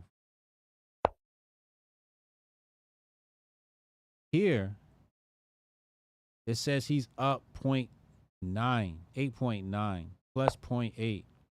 Magnus jumps in, still plus 9.4. Still 4. And right there, he blundered. Because what Magnus was doing was basic endgame strategy. Magnus is sneaky. Look at this move from Magnus. This is what just makes Magnus better than everybody, because he just understands basic theory. He was too busy trying to checkmate. Yeah, he was supposed to queen the pawn. That was his strategy: queen the pawn and then dominate. But there's just too many checks. So here, Magnus blundered. And watch the king. Watch the king now. Watch how sneaky he is. King moves down B1, then he goes to C2. Now he's on D1. Magnus is trying to move the king to the king's side. He's attacking with the king. Rapport is looking for a checkmate. Magnus is trying to attack with his king. Anybody knows endgame, kings is pretty boss in the endgame if you know what you're doing. Okay, the king is pretty boss. So by the time Richie figures it out, and the thing is, what makes Magnus sneaky is the computer wants C1. You see the computer goes to C1. Magnus goes, I know I'm supposed to go to C1. I'm going to go to B1 and trick him. Actually, the computer changed and said B1's right. But it's very sneaky because it's like B1 doesn't tell your opponent, I'm coming to get you. It just says, I'm sidestepping check. And then now he's making his move. See that zigzag he just did? This is what he's trying to do. Insane endgame. And then right here he blunders because it's whatchamacallit? Perpetual check.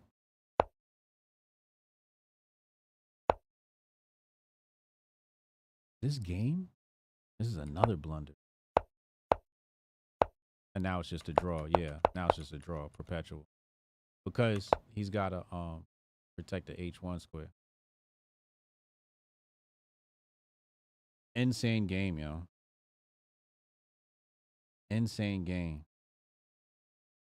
Queen H5? You can't go Queen H5. If you go Queen H5, pawn take. If you go Queen H5, like, for example,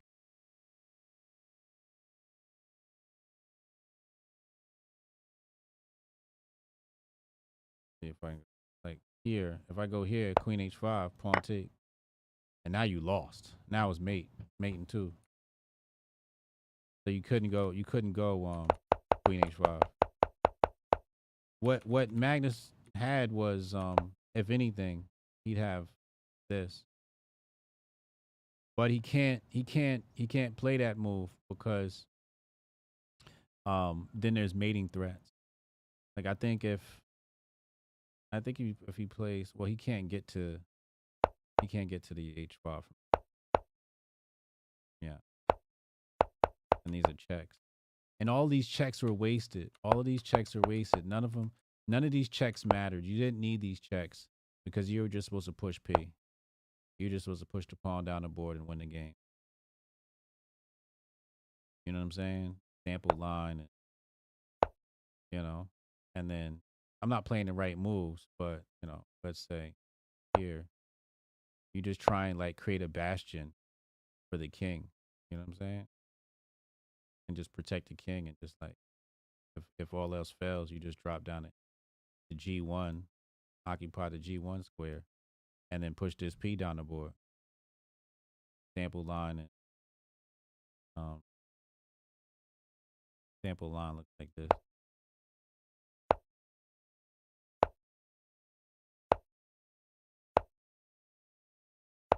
You know what I'm saying?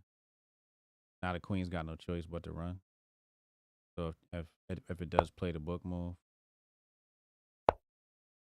you know what I'm saying? Eventually this pawn going queen. All he had to do was push the pawn. All he had to do was push the pawn. My boy Richie. Next time, bro. I'm with you, though. I'm not mad at you. You know, playing Magnus at this level, sacrificing your queen. To me, I just think, like I said, the critical moment of the game, the fact that Richie found that just makes me proud to be his, like, this just makes me proud to be a Richie. Because this is we're actually learning that in class now. We stream those classes, tell you guys about those classes. But we're doing classes now on positions where you have to sacrifice your queen. And this is one of those. I told coach, I'm like, yo, you were just teaching us this. Yo, look at this. This is crazy. You have to do this. You have to just, this is one of those things where it just mathematically makes sense. And you have to believe. You just have to believe that it's going to work, right? Just like, you have to believe that sacrificing your queen is better compensation because mathematically it is. A queen's worth 8 points. A rook's worth 5. Right?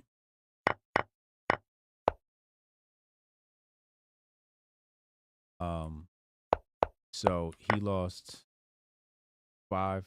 I mean, 5 plus 3 is 8. Queen is worth 8, sometimes 9. And you get the extra piece. You got 1, 2 extra pieces. And they say 2 rooks. They say, rule of thumb, 2 rooks are better than a queen. And the computer agrees. The computer believes that white is better. Slightly better. You got to play it. That's what makes chess hard.